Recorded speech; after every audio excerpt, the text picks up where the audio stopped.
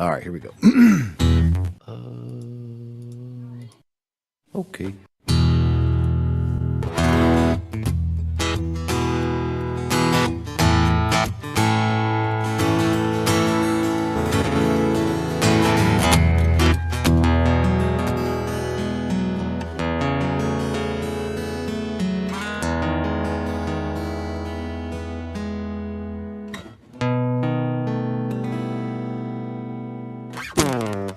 Is it a hump or a drop? What do you say? You got to twist your words in every which way, because the motto will always dictate what you do.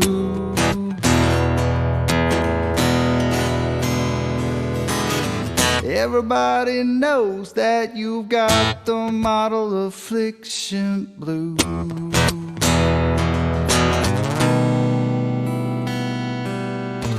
Is it a straight line or does it curve?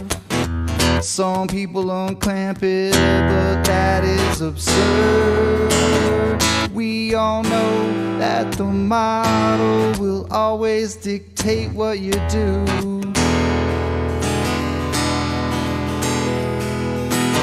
Everybody knows that you are model afflicted blue. Model affliction. It's your addiction. That model affliction.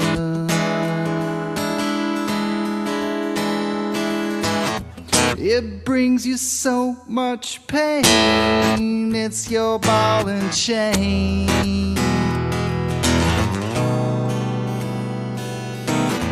Conflating curvature with elevation change has got your local distance just out of range.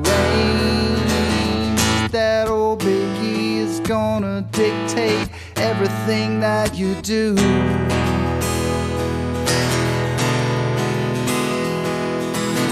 And everybody knows that you got the model affliction blue.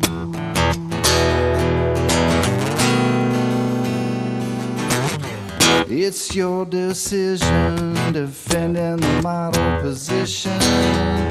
You just don't know the geometric proposition. That old ball, it'll always be illogical to you.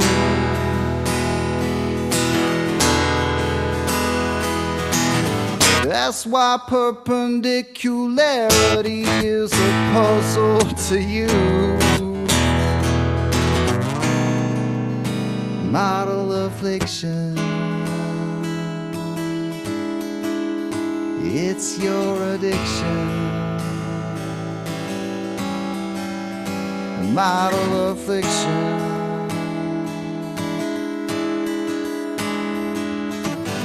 It brings you so much pain. It's your ball and chain.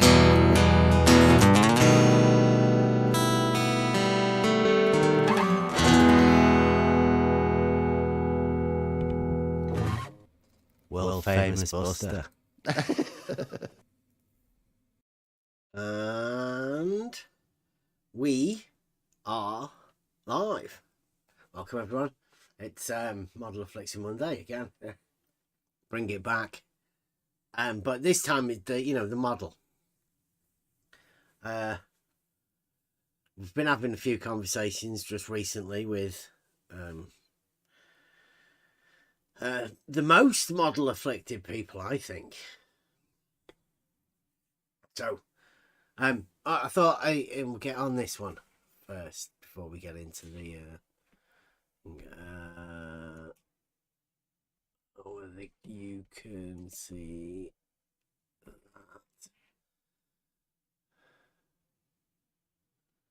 that. Is it? There you go.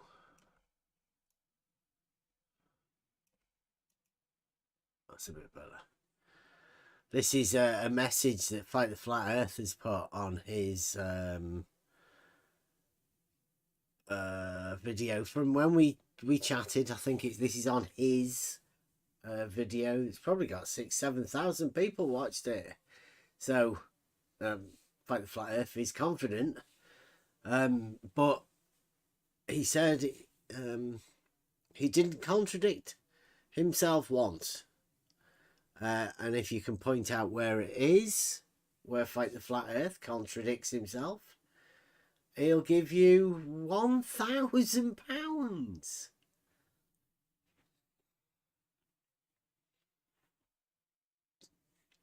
So there you go. Maybe you might be able to get this deal with Fight the Flat Earth, pointing out to somebody who I've learned this model affliction that comes. It does things to people's reasoning ability, and they don't seem able to see the contradictions, right? So for one, if you're lucky enough to be able to go over these things and spot contradictions within other people's words or conversations, then, well, good for you. But I might be tricky to get some other people to see them, right? Because you're the one that spotted the contradiction. You point out that you see a contradiction and they don't see it. So Fight the Flat Earth doesn't see that there's a contradiction with having straight lines curving, whereas most normal people would see that as a contradiction.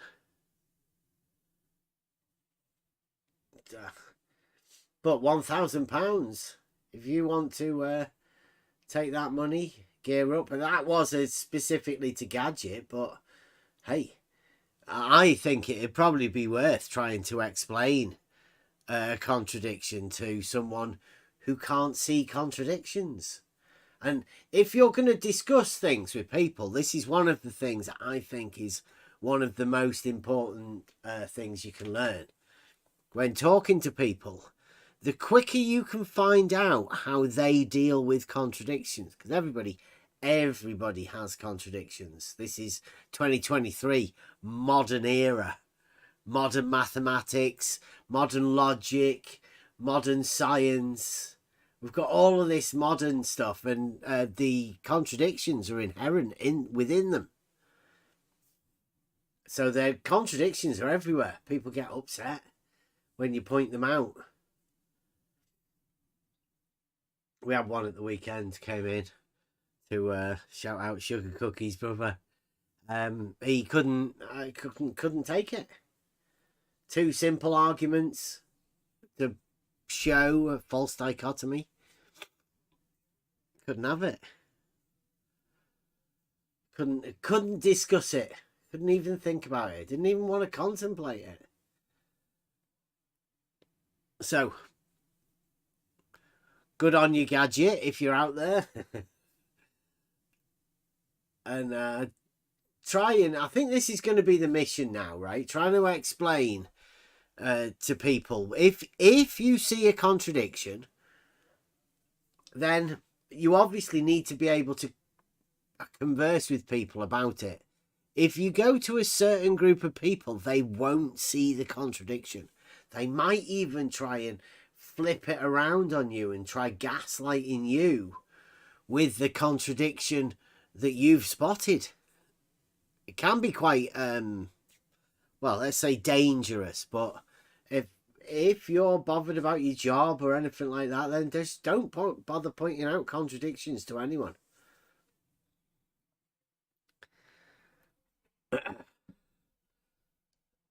He doesn't love cycling. Asking, he doesn't love cycling. No, he's got a bad knee. He can't cycle himself.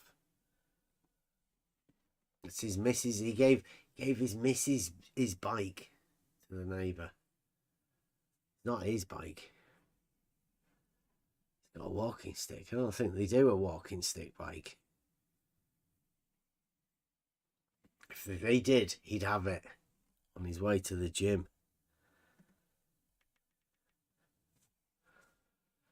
Right, get back to the other one. So keep us updated on that one, Gadget. See how it goes. I expect him to be a man of his word and stick to that. So I don't know who gets to confirm the contradiction. He might have to have a panel of people. That'd be handy, wouldn't it? If Fight the Flat Earth can get a load of people together to deny the contradiction of a straight line being bent, level being curved, and straight at the same time, like there's tons of them. The fact that you can't draw a horizontal line between 2 points is a good one. I mean, I think that might be a contradiction. That'd be the best one I think I'd go for.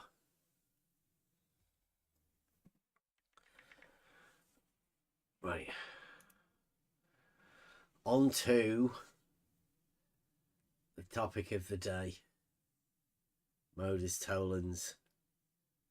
This is an old modus tollens that I'm pretty sure we've been over quite a few times. But this time, I think the rhetoric has come for us to explain this. And if we've got any budding mathematicians on the go, it might be handy for them to have a crack at this too. So you might be familiar from this. This is a modus tollens that it's as so far unknown the origins of this, where it came from, or who wrote it, who formulated this particular argument. We don't know. At least I don't know. All I know is that this is a modus tollens that QE has named the Black Swan. Now, the Black Swan part of this comes from a picture. That's where QE's Black Swan for this particular argument comes from. But as we've stated quite a few times, it's a little bit fallacious. Not a little bit, massively fallacious. There's probably, I'd say 6 or 7 flaws within it. But that's just off the top of my head. There may be more. The actual form of the argument, modus tollens, that's correct. Can't fault that. If P, then Q, and not Q, therefore not P. But the P's are the same, which obviously within this, they're not. That's the massive flaw within this logical argument. He's took away a sphere where it just had a certain radius. Now, this is an argument that I think those of us here are on the level. It's a second grade argument, right? It's inconsequential because there is a much better argument, much simpler to understand, a much easier to use argument. But so this one has passed us by, and I think it's passed nearly everybody else by too, by the sheer fact that there's a bit of maths involved in it, and that bit of maths, I'm not too sure whether people want to talk about it. There are people that say that flat earthers don't understand mathematics, and that's probably just a shielding thing for themselves, so they don't have to go into mathematics and understand that themselves. But this one particularly, I'm not too sure they do, and I think this is sort of one of those ones that would explain why people don't understand mathematics. One of the reasons why people don't understand mathematics is held within this particular argument. And it's within the logical form. If P, then Q. This one titled tonight. I don't know, what did I title it? I put the thing up for Emma though, for the Emma says mind your P's and Q's, which is something we said quite a long time ago as a t-shirt idea to QE when he was starting up his channel, and he was wanting to be the when Turn Up made him the war duck with the gun that he doesn't seem to give anybody credit for. Well, that was Turn Up here, and Emma said that why don't you try the mind your P's and Q's t-shirt, which QE never really took on, and it's a shame really, because if P then Q it's a logical form, it has to follow. Q has to follow P. And that within this argument is the mathematics part. Well, but, go on, sorry. Go on. I was just going to say, but it is understandable why he did not take it on, because absolutely, yeah. I think there's a bit of a flaw in his logical thinking, perhaps. So that prevented him from going there. So, in the theory of what we do, I've kept this quiet really. We had a bit of a chat this morning, and then so we're going to go over this now, but in on the level type way of thinking, just a think tank, right? Open think tank about something that's been around for years. This argument now. It states, if the Earth is a sphere with a radius of 3959 miles, P, then, and this is the then, like the consequent of that, right? With a little bit of math. So it says, then, the horizon distance measurements must be, underlined, no more than to 1.225 times the square root of the observer's height in feet. Q. Right, so for us to understand, is this a consequence of the Earth being a sphere? We have to understand what is 1.225 times the square root of the observer's height in feet. What's that to start off with? Then we can work out whether it must be no more than. But in order for us to know, we have to understand what 1.225 times the square root of the observer's height in feet is. Well, he says it right there, doesn't he? Mm-hmm. So just see the curve calculator. You don't need to understand what it is, apparently, because he doesn't go into what it is. Well, the curve. You just need to see the curve calculators. Well, we've seen the curve calculators, and it doesn't really help you understand what 1.225 times the square root of the observer's height in feet is. Interesting. Because that's the geometric part, right? There's got to be some sort of a geometric function there, because a distance measurement must be no more than this. So this is the end result of this is a distance, a line. So does anybody understand the square function within anything? You know, like, where does the square function, because this is a square root. Geometry. The square, right? So the square within geometry. What is the square within geometry? What's it used for? Let's start off with that one. I'll go first, right? It's an area. It gives you a standard area because it's an optical thing. It's a square. You understand that all the sides are the same and it's a planar shape, right? So you can relate that to reality. It's an optical thing that you can translate that geometric understanding to reality within a square, right? So it's easy for somebody to understand what a square is because they see squares, right? Makes sense. Square.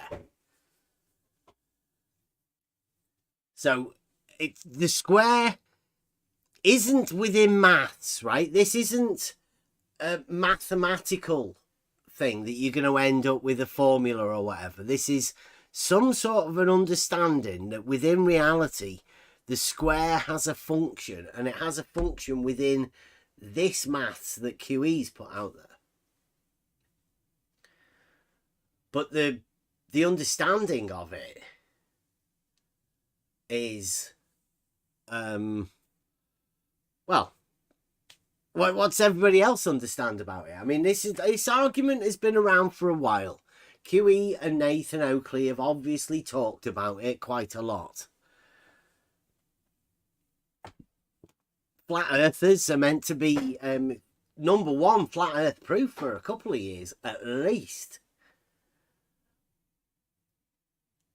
Why is it that nobody really understands what 1.225 times the square root of the observer's height in feet actually means? For us to work out whether it's the easy thing is that it wasn't explained other than see the calculators. So I mean, that's the easy thing to look at, as an observation. Now, I don't know because I don't hang around much at some other servers, but I don't know if maybe internally they went through it exactly what it is, and everybody over at FED knows what it is. But if that's the case, I mean, bad on QE's part for not presenting to his audience that may not have be around their server as to what it is. But that's the crux of it, is no one said what it is. So how would you know? How are you supposed to know? I'll give you my understanding of the square within the function. And it is square root also, which is also geometric. Yeah. Yeah, it's the square root's the function of squaring, but I mean, that's working backwards. Has anybody ever heard of any other functions within mathematics that involve a square? Well, I know for me, I've heard tossed around, but also because I can't remember where I learned it. Maybe in the imaging field somewhere, but inverse square law of light. That's one thing that sticks in my mind. Okay. So the square within the inverse square law is something optical. Right? Yes, absolutely. It's an optical square that's seen over a distance, and it's about how much light can pass between a distance. It's a relationship of something to something similar in the distance and the amount of light that can be seen. Right, well, let's put that into this function of this. So let's say you've got a 6 foot square, right? An object of 6 foot square, and you're going to be like, when it's right in front of you, when you're there, then it's 6 foot, right? It's like the same size as you, right? Near enough. But as you move this object into the distance, there's going to be a point where you can't see it. It becomes too small for you to place together optically. It will disappear from your vision, although it might still be there. It just becomes too small for you to see. So that would be the inverse square law. And now the function of this inverse square law is it changes the object from where you are to the opposite, right? Your eyes are the bit where the light has to come to, but the square is going off into the distance and getting smaller, right? So there becomes a point in the distance where your eyes can't optically resolve that image. So that image disappears in the distance, even though it's your eyes. So Correct. both of these things are points, right? They're diminished to a nothing, right? Your eye, the optical point of convergence of all of this optical light, and then the image in the distance that disappears to a nothing because you can't resolve it. So that would be the idea of the inverse square law, but mainly dealt with light, whereas this is like an optical thing. You're looking at an actual thing and resolving it, right? That's the square law. Also, you might have been around this arena for a bit and heard 8 inches times the distance in miles squared. It's another square function. Right? Now, the difference between these square functions are they're optical.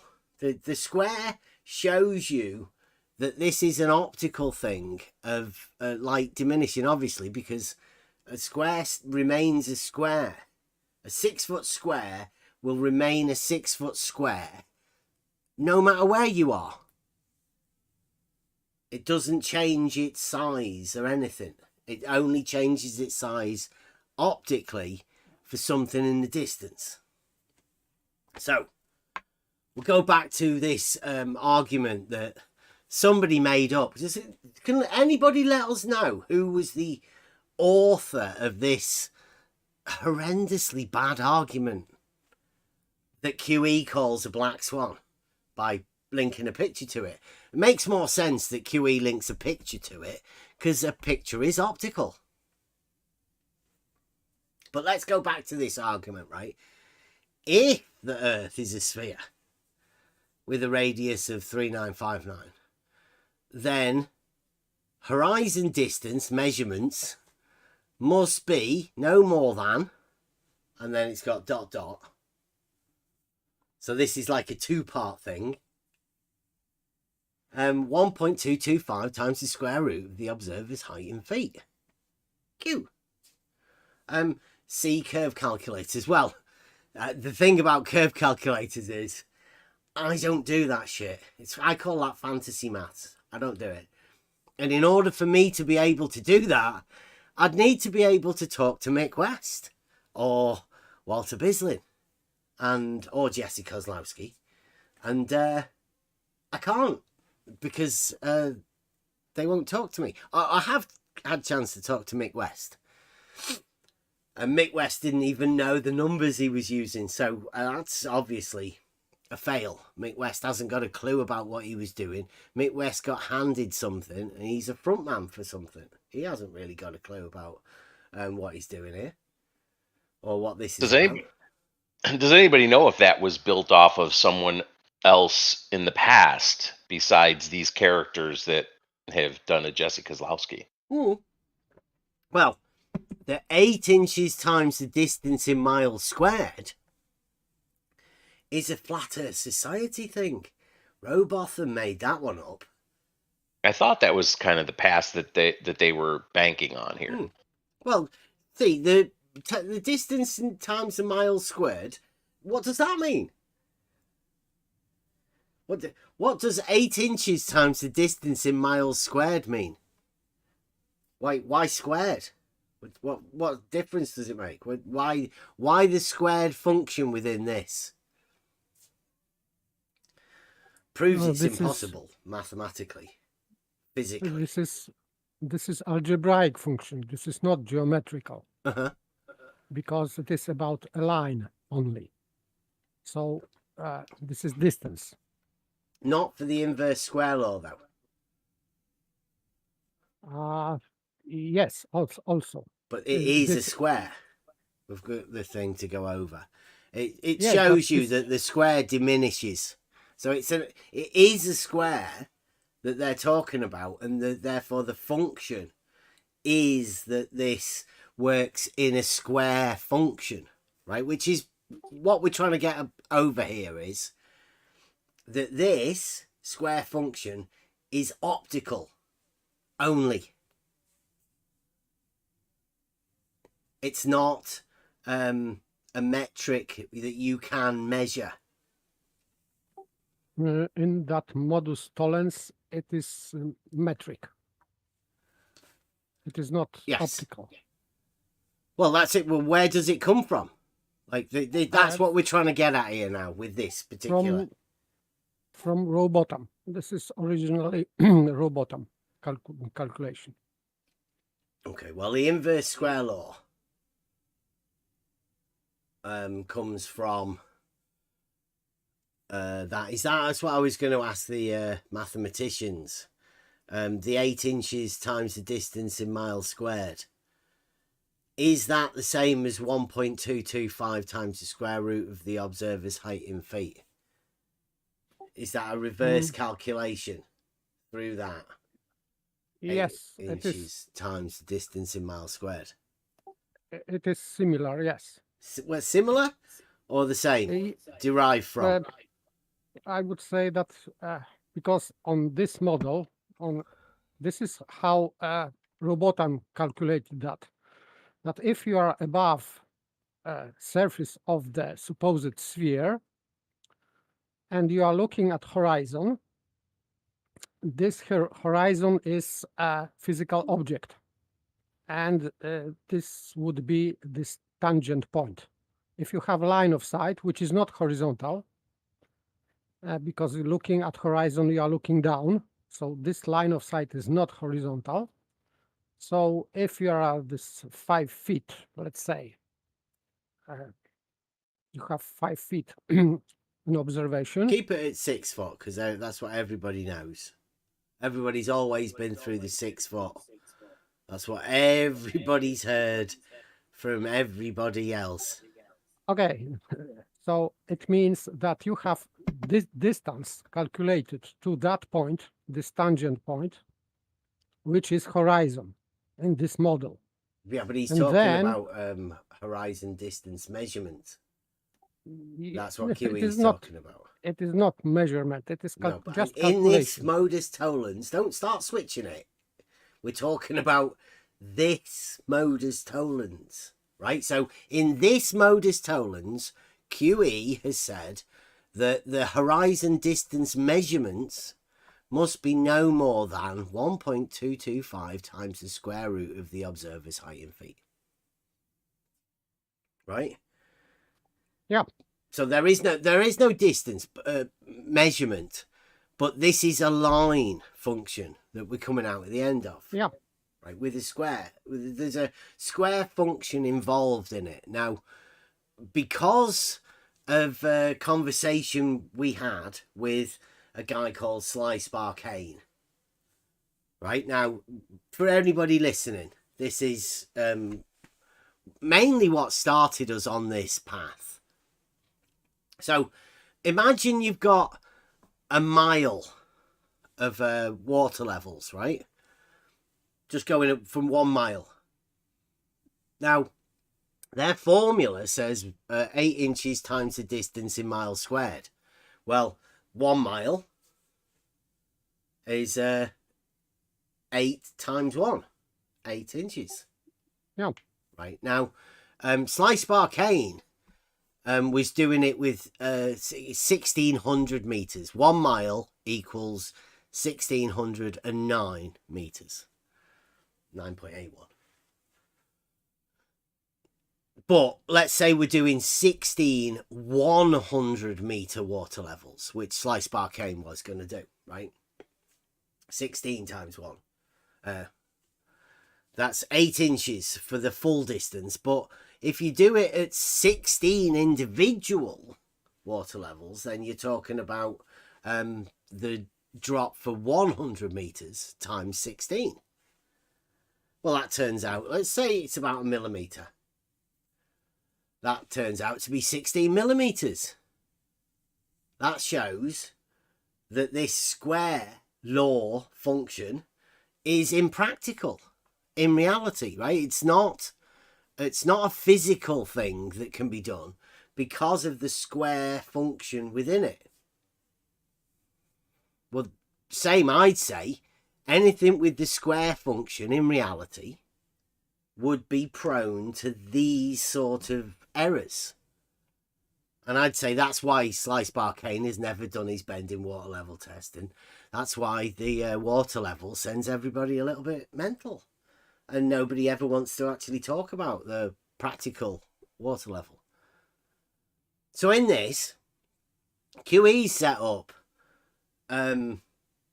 Well, he says, if the Earth is a sphere with a radius, then the horizon distance measurements must be no more than 1.225 times the square root of the observer's height in feet. The question is, 1.22 of what? The observer's height in feet. How do you do that? Like, how do you geometrically get that number from your height? That's the question that not too sure whether anybody has ever been explained that by QE or Nathan or whoever it was that made this particular argument. It's one of my qualms with it at the beginning. But then once you realise there's a better argument, then you can just leave this alone.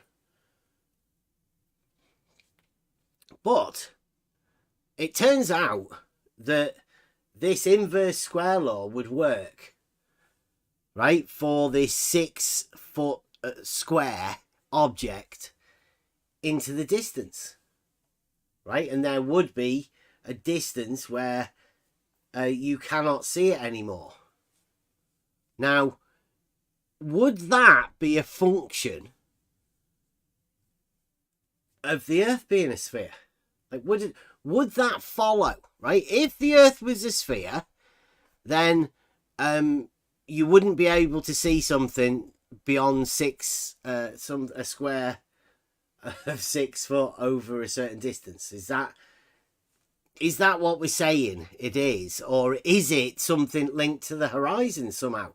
Can you link your height to the horizon with a certain number? Only on this model. Yes, this is implication of the model. We are not talking about reality in this modus tollens. We are talking about model. So this is what model dictates. Wait a minute, though. I disagree with that paper. If you ask anybody that has been touting this argument, they would say this is reality. This modus tollens absolutely depicts reality. No. Yeah. No. Yeah. Yeah, that's what Nathan Oakley's been touting it. It's got rid of the sphere. It's absolutely. One of the proofs. He keeps citing it all the time. You can't say that it's just a model. That's your opinion. But if you take it in as it's meant to be taken in reality, which, to Bev's point, the answer is you can't see the consequences that you cannot optically measure anything that's being discussed here mathematically. Certainly not geometrically. I think that in this modus tollens is not about, let's say, physical square of 6 foot side. It is that's the implications, though, paper. And remember, there's a picture that goes along with this that I imagine was taken in reality. Yeah, that's why QE put it together, right? The picture's optical, and there's the link between the square function and the picture, the image. You need to be able to see the image and say, look there, that distance, because I can optically see it, right? Now, what they're talking about within this optical square function is seeing a square. Now, it's a square because it's vertical and horizontal. I cannot see that in that way, because I cannot see any squares here, because this is... It's a square root.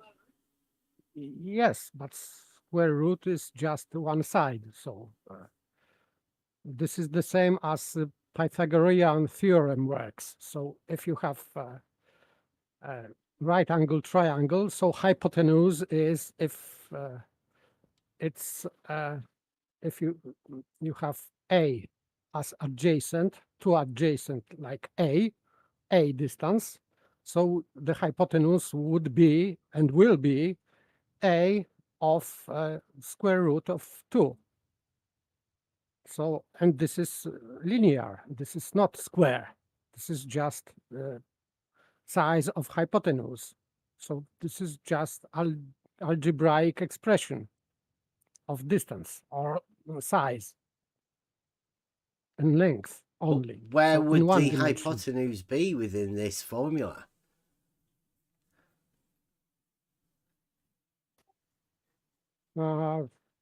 Obviously, the hypotenuse is the slope. Is that what we're after, or are we after the No. the distance? I'm talking about square root. That it does not imply that we are talking about real squares here. We don't need to. So, in fact, we are talking about the square distance is algebraic, and so this 8 inches per mile squared.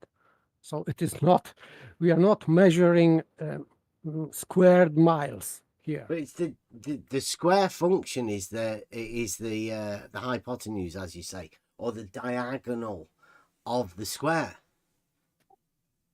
Yeah, that's where the square function comes from. So we are talking about a square because we're talking about a length distance and a height distance. That's where the square function comes from. Absolutely. So it's totally geometric when you're talking about this. You can say it's algebraic, but you're putting the algebra on a graph. That graph has been 8 inches by the whatever. That's the same thing. And can I add that the argument itself by the creator or author of the argument said it was geometric, if I recall. I don't think QE or Nathan or anybody over there has ever said that this is a calculation based thing. They said it was geometric because they were arguing the geometric quote unquote horizon. So I think it's a bit, I don't want to say disingenuous, but I can't think of another word to say that it's not talking about squares. It is, absolutely. The argument itself was touted to be a geometric argument. Now, your opinion paper may be that it ends up only being a mathematical question, which, fair enough if that's your opinion. But that's not what the author of this modus tollens, I think, was trying to say. I think they were trying to say it's a geometric argument. Maybe, but because I have read this many years ago, so I cannot remember everything details about calculations. But Robotam's calculations were about drop, like drop. Do you from think horizontal. It's impossible? I think we've already been over that, right? The square function is not anything that can be replicated in reality. You've got a flat earth society guy that's allowed you to believe this square function is something that people can have on their model. Flat earth society have been working at this a long time. And this square function is geometric.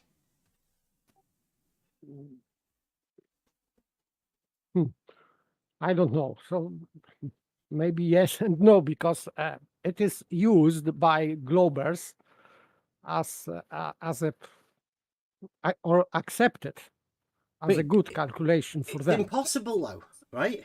It might be accepted within the community of the people that can't understand contradictions, but it's impossible, as we've just explained.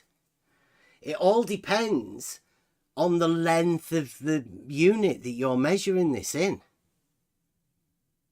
The smaller, I think even the less you'll get. I think even Rumpus was intimating at that. Now I had to time him out because he came right in with personal attacks, but his saying is that that Bev has absolutely no idea of the geometric argument. So I think Rumpus, by virtue of that, is implying that there's a geometric argument, which is what we're saying. Yeah, There is a geometric argument implied on both sides of this, quite honestly, stupid shape of the Earth discussion. I would say that the only geometric thing here is shape of the Earth, but calculations about distance to horizon is not geometric. It's just algebraic. This is how I see what Robotham did. Yeah, but I mean, we're on about logic here and a modus tollens. And for you to be able to explain this particular modus tollens that we haven't got a clue who made it, I would still like to know who made it, because then they might be able to shed some light as to how this is a consequence of the shape. Because see something else I heard. An edge. Right? How many edges does a sphere have? No edges. So you can't have a calculation to a sphere edge then, can you? It was called edge. It is. I've heard Nathan serious. Oakley call it an edge many times. He still does. Yes, I know, but in fact, in Robotham calculations, it was that's tangent point in your line of sight. Just it, nothing more. So if you have line of sight to horizon and Earth is a globe or sphere, it has to be some distance that you can calculate. Maybe not physically measure, but calculate. But you're getting it from a height.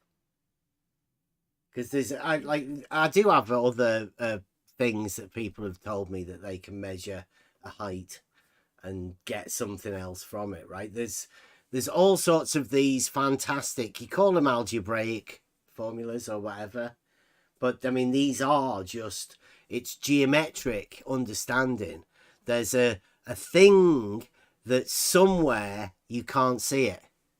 Now, for what reason, whether it's an optical reason or whether it's because it's hiding behind something, it goes round a corner, or, you know, geometric reasons, they're all about positioning of things within reality that we're actually talking about. When people are coming into this and they go like, well, I don't know maths, you saying, well, it's algebraic, how does that help anybody understand what we're actually talking about here? This is meant to be about reality. So how do we relate this to reality, if not by saying that there's something that you can't see over a certain distance? It is. It has nothing to do with optics. So Robotham calculations. Are you sure it's got nothing to do with optics? I mean, I keep hearing people say that, but I mean, I'm pretty sure it's got everything to do with optics because it's a square function. Yes, but in optics, perspective is not inverse square. So it is more complicated. But back to Robotham, because I said that this is not optical, because I said his calculations. So and then he was trying to make some observations, and he didn't realize, I think, and maybe even till today, people don't realize that when they are trying to apply Robotom's calculations into reality, they are ignoring perspective. Because Robotom's calculations are ignoring completely perspective. So in that case, it means that they are unreal. They are not linked to reality. That's why I said that this is what model dictates, but in order to apply Robotom's calculations only, you have to ignore perspective. And this is what both sides are doing now. Ignoring perspective, trying to use this calculations, this curve calculator or whatever. Ignoring perspective. And this have is a look wrong. in the chat. See Rayleigh criterion.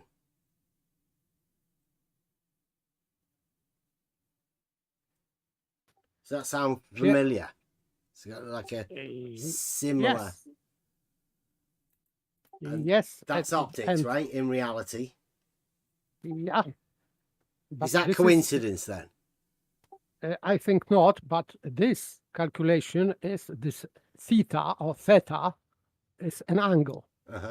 Are we not talking about an angle here involved with this? No, 6 foot.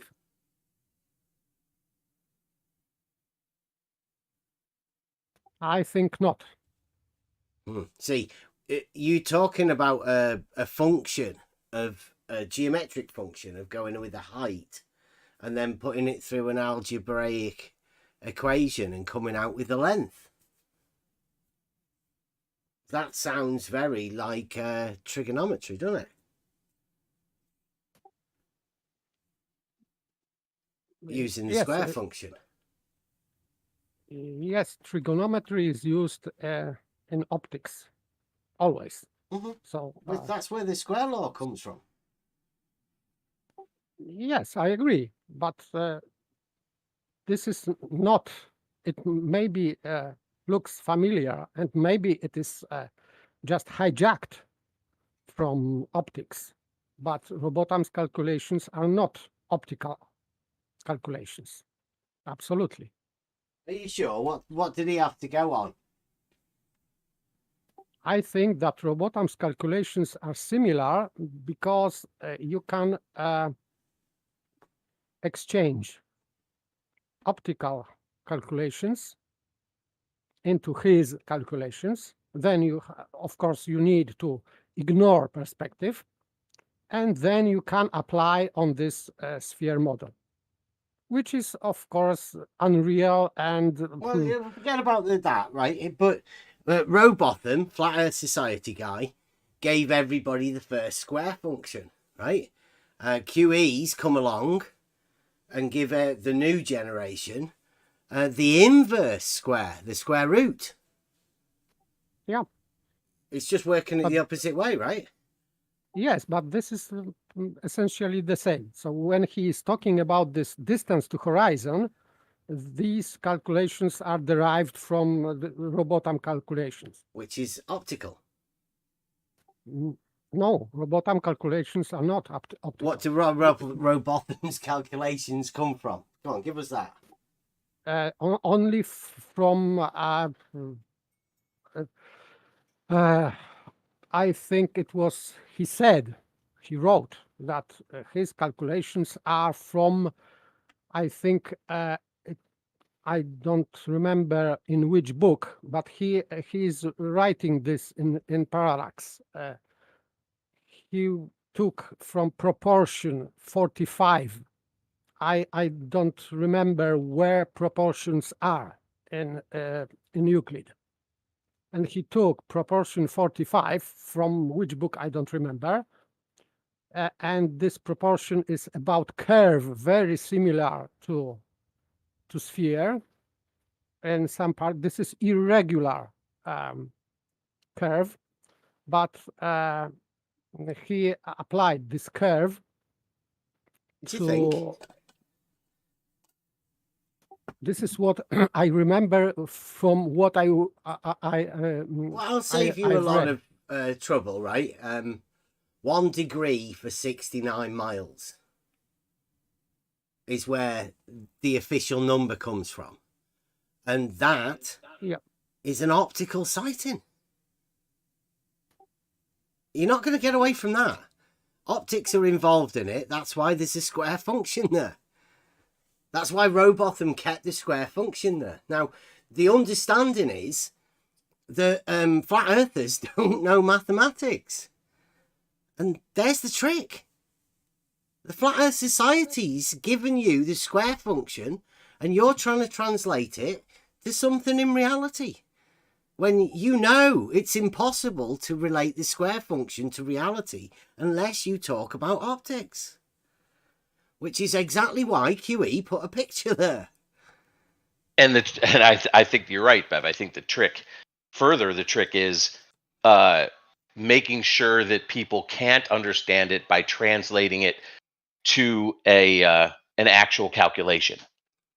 And then I think it exacerbates the problem by letting them off the hook by saying it's algebraic. You can't really understand it because it's algebra math, when the claim is actually geometrical, which is far easier to understand the implications of geometry because it's pure logic. Yeah, and the algebra really is only throughout the Cartesian coordinate system, the x's and the y's. That's the true form of algebra to start off with. You can translate the x's and the y's to get out these algebraic formulas. It's geometric. Yes, I mean, that's.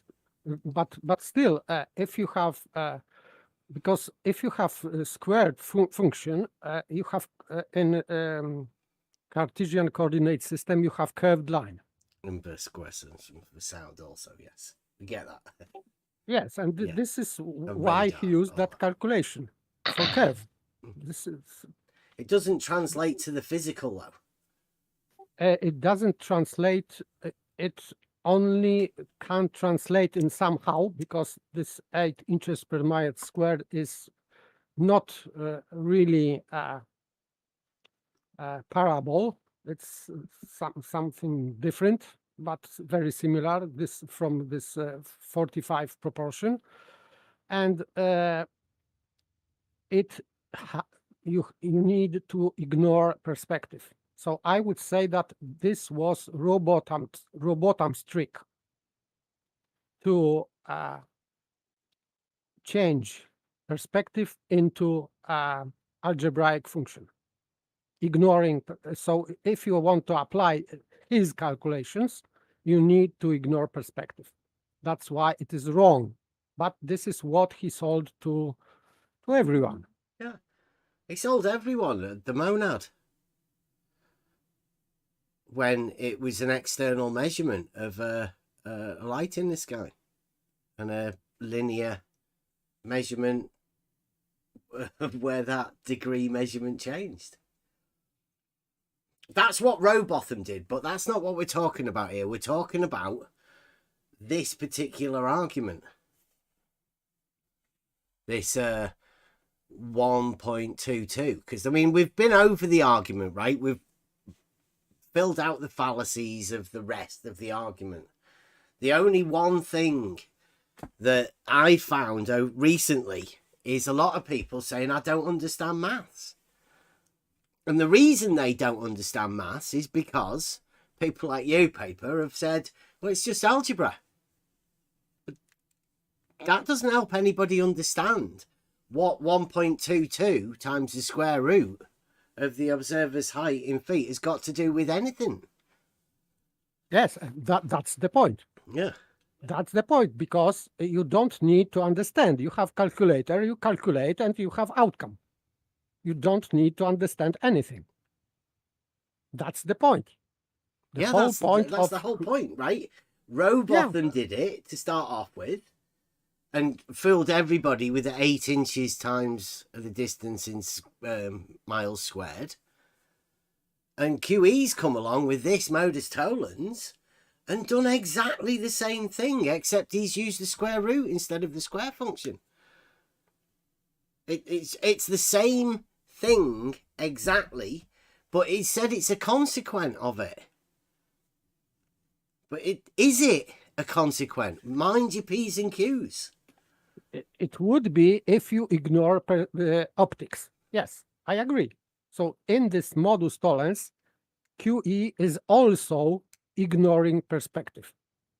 Well, we don't know But it's QE's argument, right? It's QE that called okay, it the Black Swan and gave everyone a picture so they could look at the picture rather than question the argument. But we're here questioning the argument. Okay, but I think Nathan Oakley repeated this argument many times, so he knows it by heart. Okay, well, So, where's the 1.22 come from? How do we explain that to people, right? So let's say you are 6 foot, right? Your eye height is 6 foot. Does that mean that the horizon's always at the same distance? No. Or the horizon can't be any further away, right? Because there's this algebraic thing. How does it follow within the argument that P leads to Q? These numbers I'm not familiar with because I have my understanding is looking, let's say, calculating from horizon because this is tangent point. So you have double drop. So the horizon on the sphere is a hump. The top point on this hump is this tangent point is horizon, and you can calculate drops to you. That would be your height. So if you are 6 foot, you can calculate how many miles you are to horizon. And then from this horizon, you can also calculate drop. And this is the way how Robotan calculated this drop, this how much obstruction you would have behind horizon. So you can calculate this both ways from this point of horizon. So if you are talking about 6 foot, you can see. Go on. You can see there is this calculator. I would say this curve calculator is in Wikipedia even, so you don't we've seen it. Yeah, we've seen it. But I mean, the problem is, right, the square function and the inverse square law, and also the study of hair within the optics of a measuring device, right? They work as an isosceles. But that's not what you're talking about, right? You're talking about a right angle triangle, not an isosceles triangle. So this, what would be the Rayleigh criterion type inverse square law, objects disappearing in the distance, would also work to the isosceles triangle, like as above, so below. Yeah. But you're chopping it in half, which makes it completely different than the actual square law function. So you're sort of using the square law within the algebraic formula, but you're trying to translate it to reality, but chopping half of it off and pretending it's not there. Within the modus tollens of this particular argument, I'd say the Q does not necessarily follow from the P. Because this optical thing that you see in reality with Rayleigh criterion, right, isn't linked to the globe. No, absolutely. It's just linked to reality. Yes. So what QE said is, it seems to me anyway, I mean, everybody's entitled to their own opinion on this, right? But it seems to me that QEs let everybody believe within this mathematical formula that if the Earth is a sphere, then 1.22, the Rayleigh criterion, would be real. right? But then he's saying it's not that. So therefore, is he debunking the Rayleigh criterion and the inverse square law for the flat Earth? I'm not too sure about the form of this argument.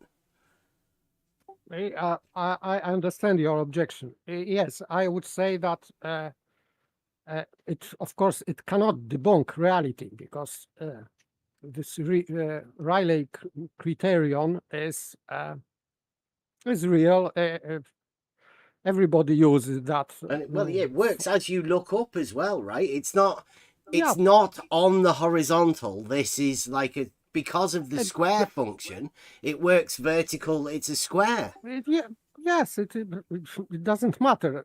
Direction you look at, it doesn't matter because it is about distance and changing angular size of the object. Yeah, well, isn't that why? It's the fact that that follows so closely with the Rayleigh criterion that it seems to me like, once again, like Robotham did with the Flat Earth Society, he gave them the square law, which is obviously impossible in reality, and allowed everyone to believe that's true. QE's done exactly the same. Yes, I agree. Yes, I agree. Within this argument, and I don't think anybody's ever bothered pointing those sort of things out. Just exactly how many flaws this argument actually has. Because you can see in the picture there, right, this inverse square law doesn't work around a horizontal. It works around a center, and the square is formed around that center point, much like the stadia hair. Except it's just on the vertical, the height of whatever. So it doesn't work to the horizontal. That's why I was checking out with our mathematicians as to how this 1.22 would relate to the 8 inches per mile squared. But I mean, what does the 8 inches per mile squared of Robotham do? I mean, you're in just as bad a position geometrically.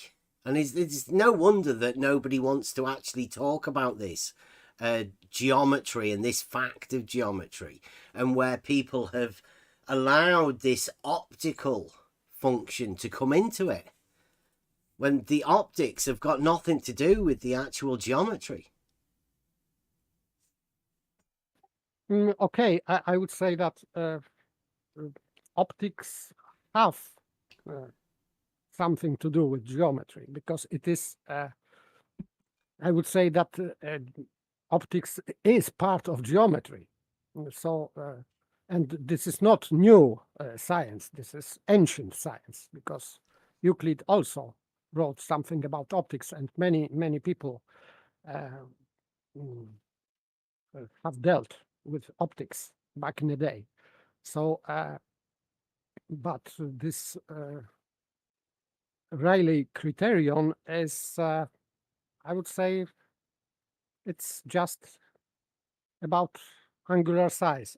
I would say that it is within optics, because this is calculation how refraction works, and I use but word refraction. You do it by getting an object and moving it at certain distances, don't you? You have an optical size, the actual size of the object, and you have a distance in between them. In those terms, definitely geometric. Yes, and you can measure these angles. So measure, or rather calculate. But yes, you can say that you can measure angles, because in close approximations, you can say that you can measure angles. I don't think you'd be measuring the angle, though, would you? You'd just be like, you'd know the size of the object, and you'd know how far away it is. Yes, but you can also, for example, you can see that you can even measure change of angular size of an object with distance. So you can also measure that. So you can make equations from that and use trigonometry, and this is already done. So people know how angular size of an object is changing with distance. Okay, so this is not new. when we go back to the argument that QE has presented as a black swan by showing a picture, the sphere with a radius of 3959 miles, then horizon distance measurements must be no more than this 1.225 times the square root of the observer's height in feet. That's got to be optic, right? I mean, all you've got is the observer's height in feet, and you're performing an equation to that. And because it's an inverse, right, then what he's doing is he's placing that 6 foot in the distance. He's flipping it around so that therefore you can see that 6 foot in the distance, just like the inverse square law. Well, for me, it is just hijacking perspective. So, and this calculation perspective is ignored, and now aren't they using it though? They're using the point at which that 6 foot square would disappear to a nothing. That's the distance that QE's giving you, right? The horizon can't be any further away than this 6 foot object would disappear optically.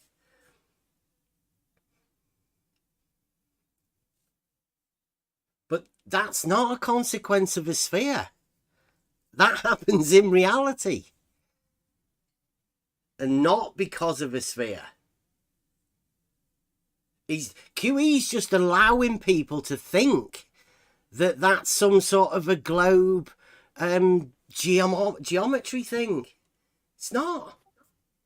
And this globe geometry is delivered by Robotham. Yeah, another flat earther who used the square law to push it on people and fool them into thinking that this square law thing has a place in reality for the measurements of reality.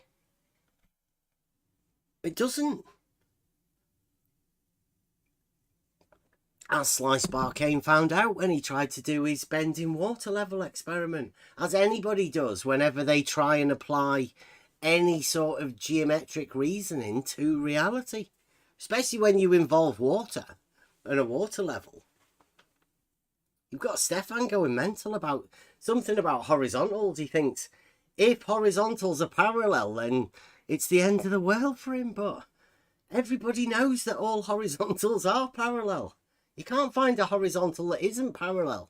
And what's he talking about now? The GP of a star. Crazy. It's a light in the sky that changes by 1 degree if you move towards or away from it by 69 miles horizontally. That distance, 69 miles, has to be a horizontal distance for you to measure the angle. Now, there can be different reasons as to why that angle doesn't really change that much whenever you change in elevation, but it does change. Geometrically, it does change.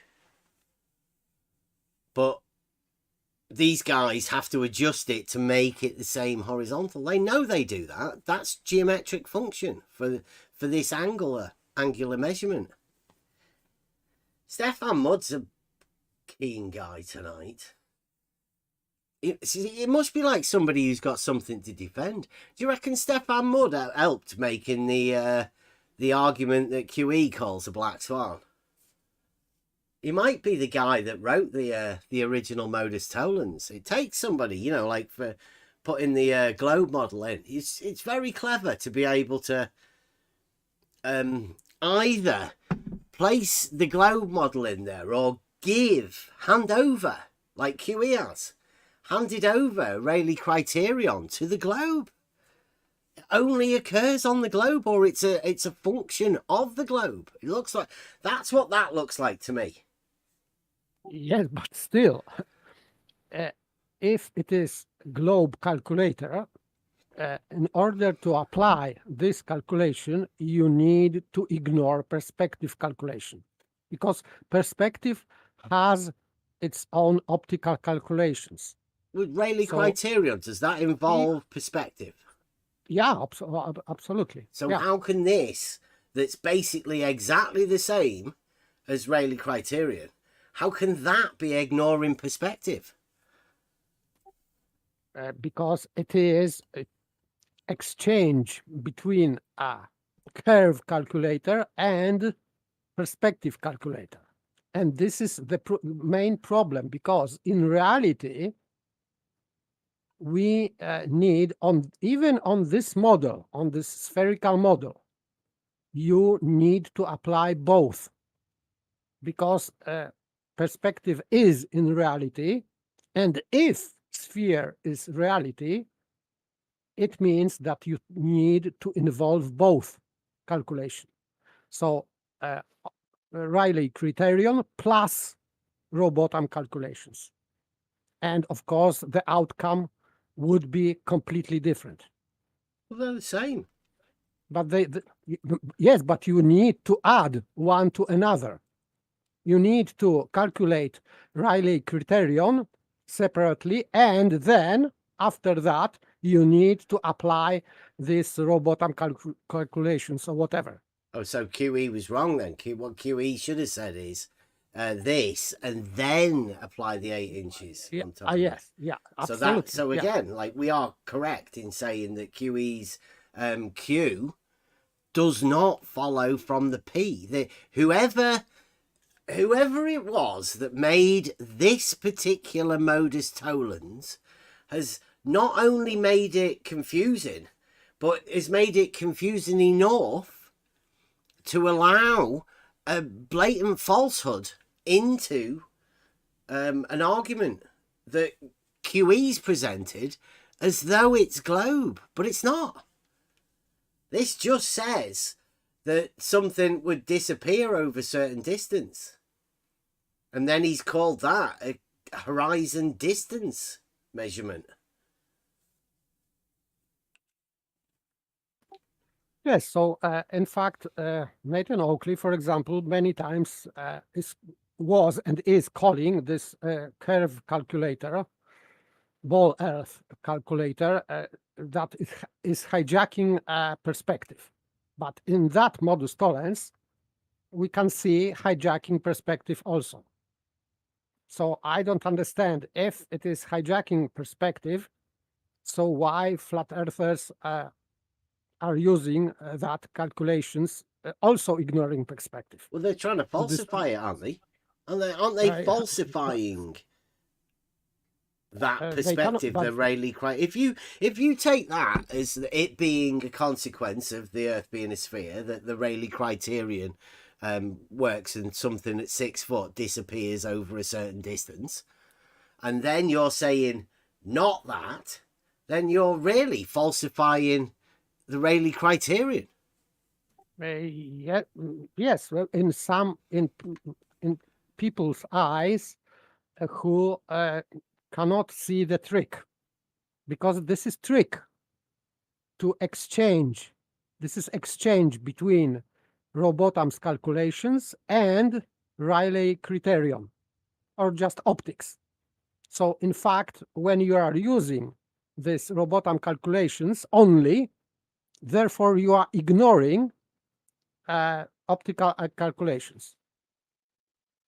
So, yes, in some people's eyes, you can say that it is falsifying, but only because they don't know the trick. The trick is that in order to calculate this curve on a sphere, both sides are ignoring optics. Just ignoring. Well, I think that is optics. That's the point. Anytime is- you hear the square law function, you can guarantee it's optics involved. Yes, and the trick is that it is presented as not optics. So Yeah. optics presented as not optics. It's a trick. That's the trick. Yeah. Yeah. But this has been performed. This is the point, everybody. It's been performed by Robotham, Flat Earth Society, and QE, Flat Earth Society. I mean, like, what's different? Both doing the same Yes. thing, trying to fool people into thinking that not optics is actually, well, optics is actually something to do with the measurements of some globe. And it's not only allowing the flat earthers to believe that the globers have something, but it's also giving the globers no reason to argue or comment about it. Bit like Stefan Mudd here now. He's in the chat, in the YouTube chat, talking about horizontals being parallel. Well, we're not talking about that. We're talking about the #1 globe killer that QE came up with years ago. Right now, these guys aren't fussed about it. Stefan Mudd doesn't care about this. Right? Even though Nathan Oakley touts it as the #1 globe killer, Stefan Mudd's not bothered about it. He's more bothered about horizontals being parallel than he is bothered about this. Because this is a trick that's been performed by QE and Nathan Oakley on all of the flat earthers. And all of these globe guys, and Stefan Mudd and all of that, they're all compliant within it. I would say that both sides are involved, because originally this calculation was delivered by Robotham. Globers have bought it, and now they are reselling to everyone. Who's to say that Robotham isn't a glober? He's just called Flat Earth Society. But he's pushing the globe, obviously. He's giving them some sort of an optical thing and allowing everybody to believe that is the globe, because you can't actually have the globe. There's no proof of the globe. Robotham's give them it. QE's giving them it. To me. Now, in this arena, both sides are using that. So they are just have agreement. Both sides have agreement that these calculations are valid, not because they depict reality, but they are good description of the model. And that's the case, because these calculations are not a true description of the model. I'm not saying about reality. I am talking about model. They don't describe model correctly because they are. Yes, I know that they can't. They ignore perspective. So one calculation is replaced by another calculation, and now they are calculating some geometry, quote unquote geometry, instead of perspective. And both sides agree on that. I don't know why.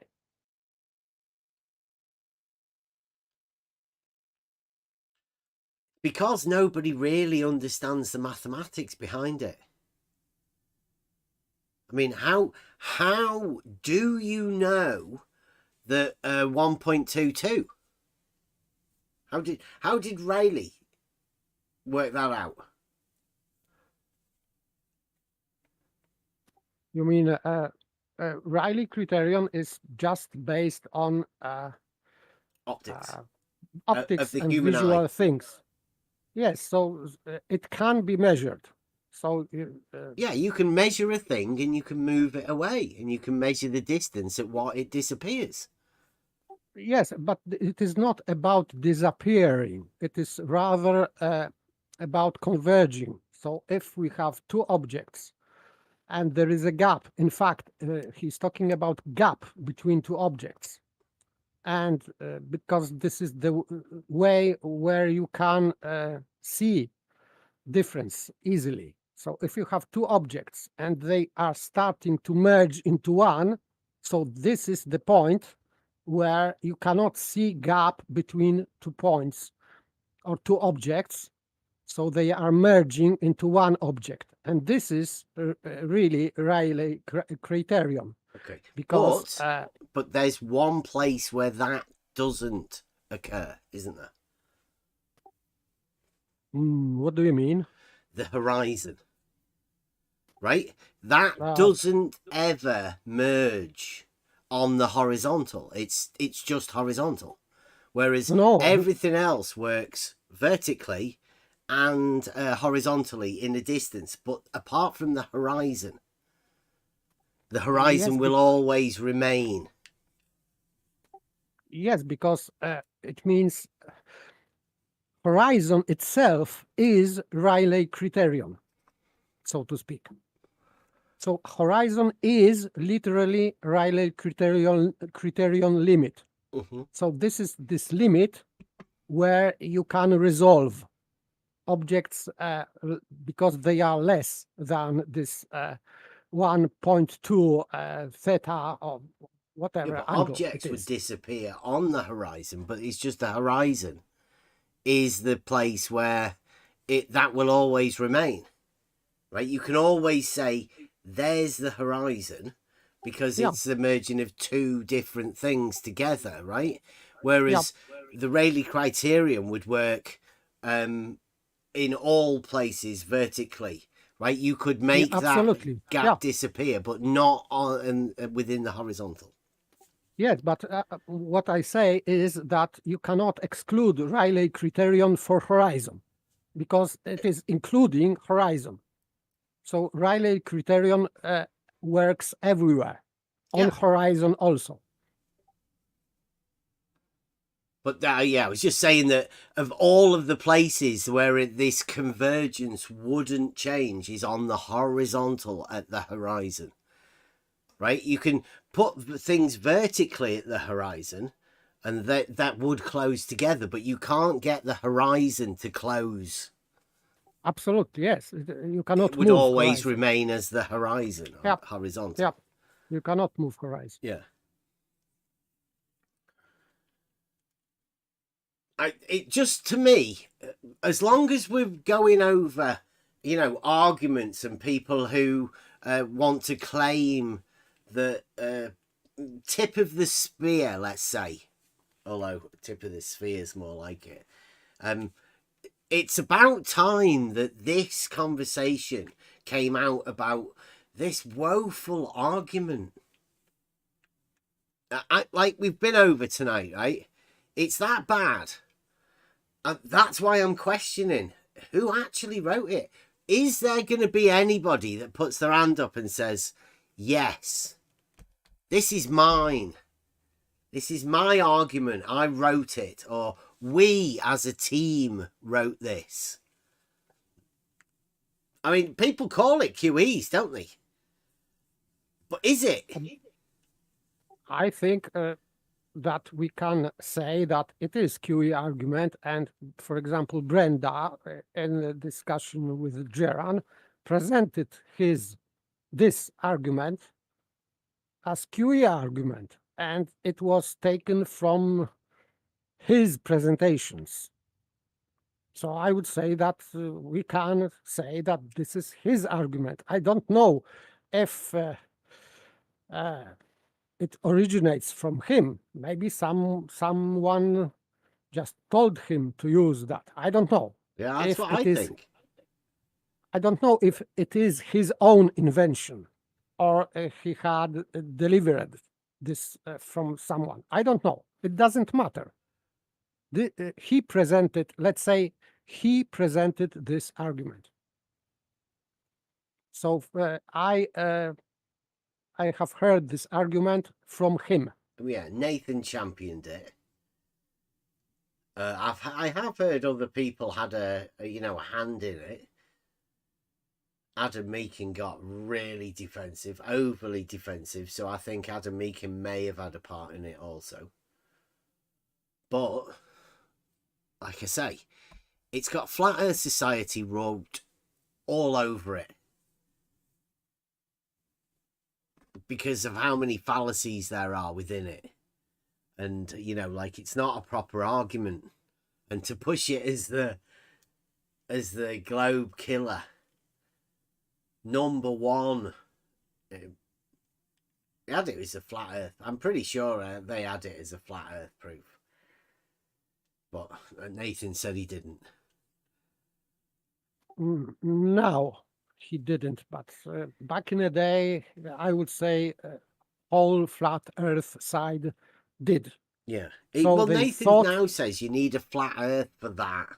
It's his tagline, which is getting overused. So he would say that you'd need a flat Earth for this. Yes, but he says that you need flat Earth for everything. I know, that's what I mean. But So- so he would say that it would be a prerequisite, a priori, flat Earth needed before you could do any calculations. But this inverse square law just relies on an isosceles function, not the right angle, which Nathan seems to require. The inverse square law has a function that doesn't require a flat Earth. Because you can look anywhere. It works. That's how your optics of your eyes work, isn't it? You know, so, I mean, like it is, and it is about the human eye. It's not about adding telescopes to things. It's 1.22 for the human eye. Yeah, I agree. Which is what they're talking about, obviously. So if you're talking about your human eye optics thing, which would make sense for the square and the inverse square law to be made useful, then what measurements are you going to be making? Other than the measurements of your height, the eye level.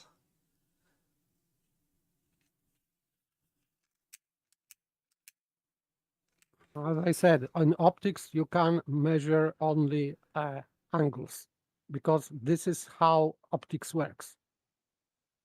Of course, if you know the real size of the object, you can, of course, calculate other things, but optics itself will not tell you the real size of object. Yeah, you can. So- You can measure the object and you can measure your distance away from it and watch the change. But because you're Yeah. observing it with your human eye, that's all this is about. These but- experiments had to be done at times. Say experiments, but it's just actually measuring something and moving it a certain distance away, watching the change, and doing that with a few different people. Same as measuring 69 miles, equal elevation, and measuring an angle to a light in the sky. That actually was performed. Both of those measurements were made for them to be able to say, oh, look, yeah, it changes 1 degree when we move this certain distance. Let's go again for another 69 miles and make sure it happens again. Yeah, it does. Right? So, same as the Rayleigh. These are things that you can do. These are the things that you can actually do. Yeah, people are trying to figure them, shoehorn them into some weird modus tollens and linking him to a globe model. Well, a spherical model of 3959.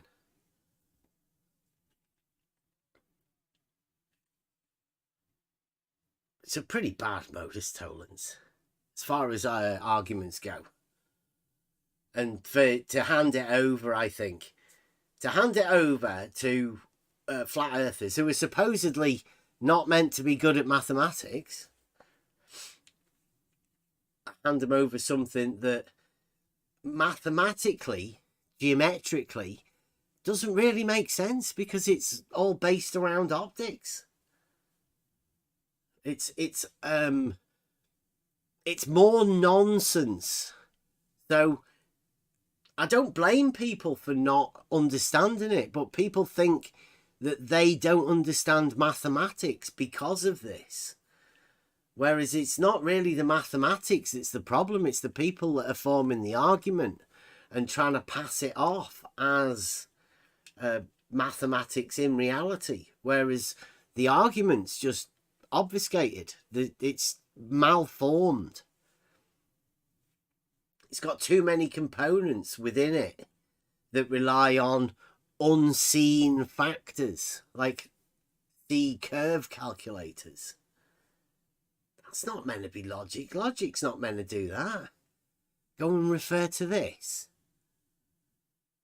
It's a shame, really, how people have become accustomed to bad arguments, and then they can't see the simple arguments that, well, say, cogdis causing. Speaking of cogdis, we've got the king of cogdis in tonight. Honoured Model Affliction Monday. The most model afflicted, contradiction-minded person. Flat Earth math. Charles, he's here. He's in here. Greetings, gentlemen. There you go. Good evening. So I've got like a million opinions on this, but I'm going to agree with Paper that I originally thought that 8 inches per mile squared was created by Robotham. And in fact, in my early days of being in this arena and engaging with people, I used to call it Robotham's formula. And then I did a deep dive on it and actually reverse engineered it and discovered that it is accurate out to a quarter planet. And so I discovered that Robotham did not invent it. I don't know who did. It seems to be kind of a mystery. I think it was somebody in the surveying profession, but it predated Robotham. But 8 inches per mile squared is accurate to a quarter planet. So that's definitely not accurate. Would not be for created what? I'm sorry. What did you say? Accurate for what? Estimating Earth curvature. When you say that, because they have these Earth curve calculators, and what I say, they're the imagined amount of curve in a horizontal for you to level for you to imagine that you live on a model, right? You can just apply an amount of curvature to a straight line for you to believe it curves. No, that's actually not how it works. The planet Earth does have a size, and the size can be very accurately estimated with 8 inches per mile squared. But the key about that formula is that you have to measure the distance as the chord length, not the distance, over land, or even the distance of a horizontal projected out into space. That's where the mistake, the number one mistake. Measure a horizontal distance, right? No, you measure the chord length, and but the horizontal distance will always be the shortest distance between A and B. Because if it isn't horizontal, Charles, it either slopes upwards or downwards, providing you a hypotenuse, a larger length. Definition. We've been through this a bunch of times. The definition of horizontal changes depending on where you are, because horizontal is perpendicular to plumb, and plumb diverges across the planet. Yeah, but the shortest distance between A and B is a horizontal in reality. It's a straight line. It's a straight line. Yes, in reality, a horizontal straight line. No, not necessarily, because A and B aren't necessarily at the same elevation. But if they are at the same elevation, then the line between them, the shortest line, would be a straight line with no slope therefore horizontal. Well, the problem with that is that There's no even problem the with definition that, of slope. Charles. there Tell us is, your because it problems that you have with the shortest distance at equal altitude being a horizontal straight line. Tell us your problems, please. The problem with that is that it presumes that level is horizontal. In reality, level is not horizontal, right? But just 2 points at an equal elevation without any slope. Level is not horizontal in the real world. Okay. Well, we're not talking about level. We're talking about 2 points at an equal altitude. Just 2 points, and then we're talking about the shortest distance between those two. Right? It's a straight line. It'll be a straight line, absolutely. A horizontal with zero slope. No, that's where you're. But there would be zero slope on the line, right? This is model affliction. So you see, you're model afflicted, Bev, and so your model affliction is causing you to make these statements that are actually not true. This straight line, Charles, has an equal altitude at each end. One at A and one at B. It's like therefore, this line does not change in altitude from one end to the other. Therefore, it is a horizontal straight line. No, it's not. What do you mean it's not? Because well, I'm going to make a brew. You explain to everybody how that line between A and B, straight line at equal altitude. Explain to everybody how that is all not. All you got to do horizontal. Is draw a circle, 2 points on the circle, label them A and B, and draw a straight line between A and B. And you will quickly find that line is not horizontal at either A or B, even though A and B are both at equal distance from the center of the circle.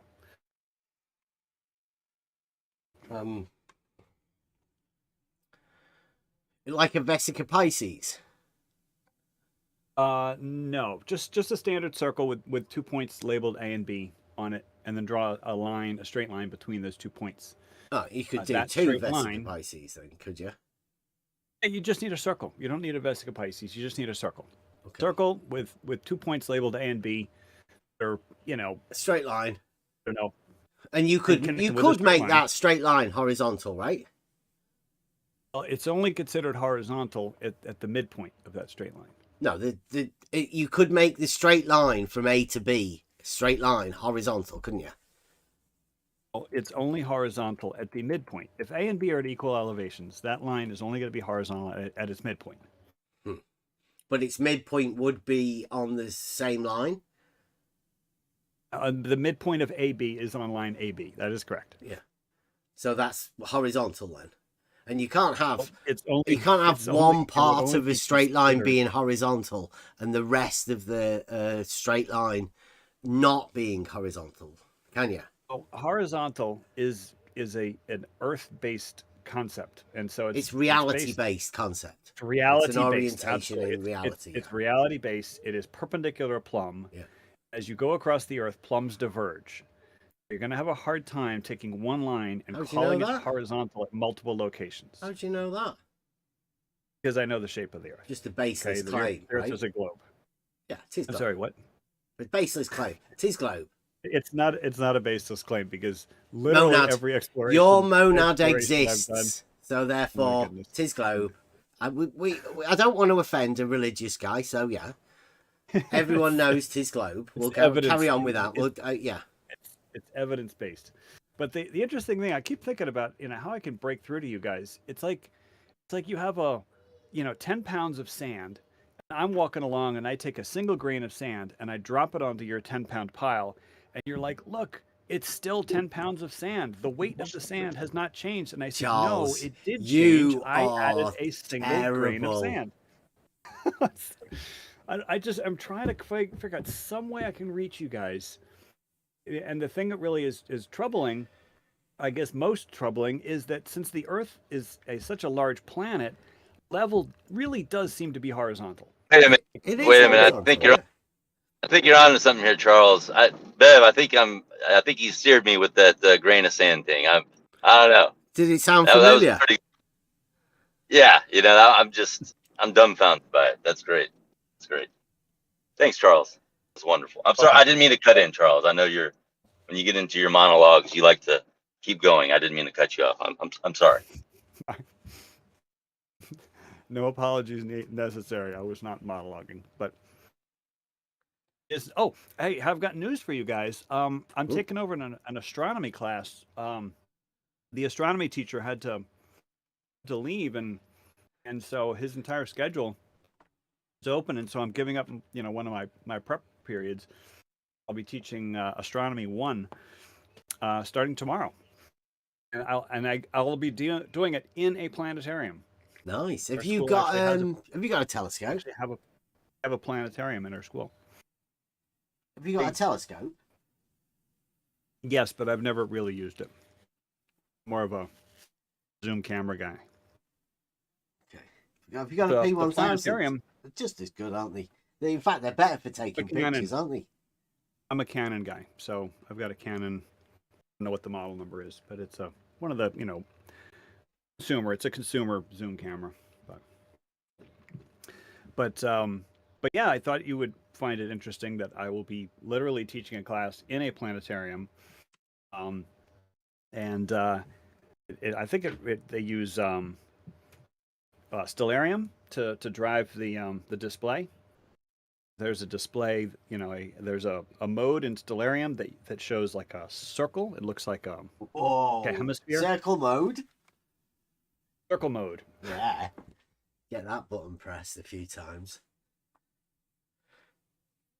The reason why I dialed in, I didn't want to interrupt you, is just I wanted to comment about the Robotham thing, because Paper was talking about it, referring to it as Robotham wrote this formula, and no, that formula is. Do you not think there's a link somewhere between Robotham and QE and Nathan Oakley?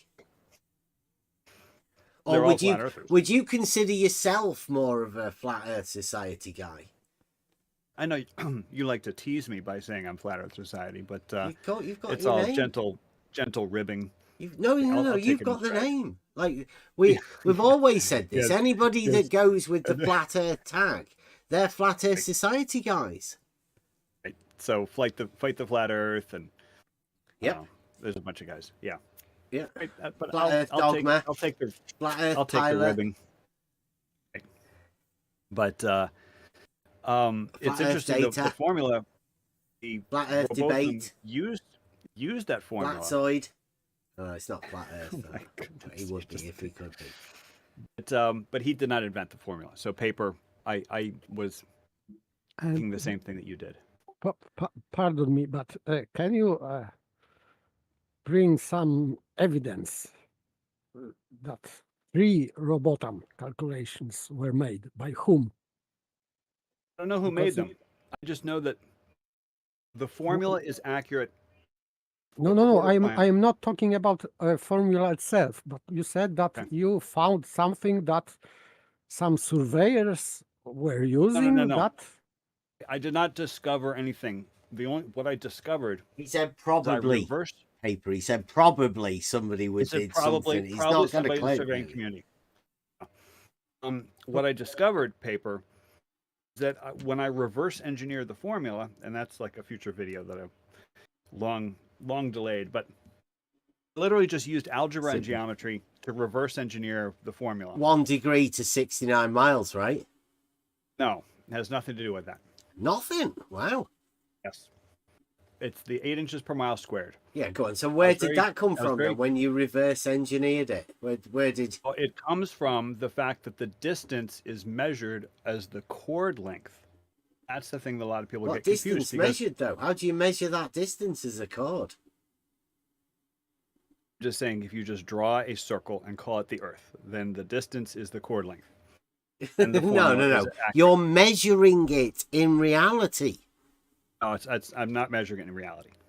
Well, how did you reverse engineer it? Because in reality, they actually measured these things, Charles. Oh, sure, absolutely. Right. Surveyors have measured the. So they didn't measure chords, did they? I'm just talking about how the formula works. They measured horizontals, Charles, not chords. And by the way, Charles, in that case, if you are using that because you said that you start with a circle. So how can you use that as a proof of anything? Because you I never suggested it was a proof of anything. No, I just simply said where the formula came from. No, the things that I offer as evidence are what likes to mock talking about lights in the sky. But yeah, that's just the best way that I think any person without expensive gear can figure out the shape of the Earth is to study astronomy, and all will be revealed as I just grab on my channel. So no, 8 inches per mile squared isn't a proof of anything. You sound But like the it's old very guys that were helpful. trying to divine future predictions from the lights in the sky, Charles. That's some pretty old magic, isn't it? Well, there are certain things you can predict. About every 6 months, there's an eclipse. But predicting things like solar eclipses is much tougher. Yeah, but how does that relate to the ground underneath your feet? yes, how can you prove? Because this is interesting. How can you prove shape of the Earth measuring something in the sky? Because for me, the first thing that I should prove or discover is the shape of the sky, not of Yeah, well, the the Earth. sky is a hemisphere, regardless of the shape of the Earth. So the shape of the sky doesn't tell you the shape of the Earth. It's study the relationships of the things in the sky. So the best example is, sorry, my kids just came home. They're yelling outside my door. We just had the equinox, and on the equinox, the sun is above the equator.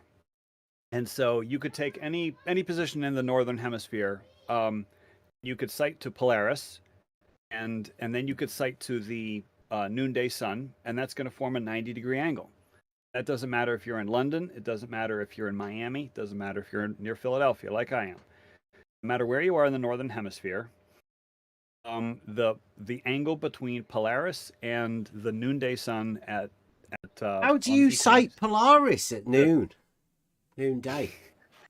So it is Give possible us some to measure tips on that. It is possible to measure the orientation of Polaris at night and then to maintain that orientation with, like a rod or something. Some kind of an indicator that you could fix in place. You just And keep say pointing this- at it. It just keeps pointing at it, and then it's noon the next day, and then and the angle to the noonday sun on the equinox, and it'll form a 90-degree angle. That is only 90 possible. degree? 90-degree angle, yes. But the angle is between two straight lines. So how can you? We're just have pointing that? at two distant objects, okay? Pointing an arrow at Polaris, I'm pointing another arrow at the noonday sun on the equinox. Those are two rays, right? And you can measure the angle between them. And that's 90 degrees, which is quite impossible on any other shape of Earth but a globe. What, for everyone, Right? And Charles? for everyone in the northern hemisphere could do this. You can even include the southern hemisphere, but you have to have one angle pointing at the southern celestial pole, which is a little harder because there's no star. It's a nice easy star you can point to. The southern celestial pole is kind of devoid of bright stars. So I mean, it is possible. People You in only the got to southern point a stick hemisphere, at it, right? you could still point a stick, yes, at the southern celestial pole, the point about which all stars appear to rotate. And then if you observe the noonday sun from your location in the southern hemisphere, it would also be 90 degrees. And again, this is quite impossible on any shape of Earth other than a globe. I'd say it's impossible anywhere, really, isn't it? But, But like it's for you reality. to be able to derive anything from it, if it's exactly the same for everyone everywhere, then what's the difference? The difference is that we're talking about declinations of heavenly bodies. The declination of Polaris is approximately 90 degrees. It's like 89 point something degrees. And the declination of the noonday sun on the equinox is 0. And that's the study of astronomy. So it would be the same for literally everybody on the planet. They're just measuring the changes in declination these heavenly bodies, and this is absolutely not Measure possible. an angle. Geometrically. Tis globe. It's Sorry. geometrically not Measure an possible. angle. Check with everybody else that's to measure the angle. Tis globe. Must be. Oh. If it's the same angle. It's quite the puzzle if you try to figure out the shape of the Earth and have those two 90-degree angles be in place. Okay, so can you explain how it is possible only, or rather, is impossible on not the globe? Because you won't get a constant 90-degree angles. So if you have, like, for example, and I know you guys are not flat earthers, but the rest of the flat Earth guys, they say the Earth is like a pizza. The North Pole is the center of the pizza. And then so Polaris is a star that is somewhere above the North Pole of this circular shaped disk planet. And then the equator is just a circle drawn about halfway between North Pole and then the edge of the Antarctic ice wall, as they call it. And so flat earthers agree that on the date of the equinox, the sun is genuinely above the equator. So you place the sun above the equator, which is just a circle drawn on this flat map. Circle. And then you have Polaris above North Pole, and you have the sun above the equator. Those are 2 points in 3D space. If you form an angle between those 2 points, it might be 90 degrees at one location, at one latitude. It won't be 90 degrees at all latitudes.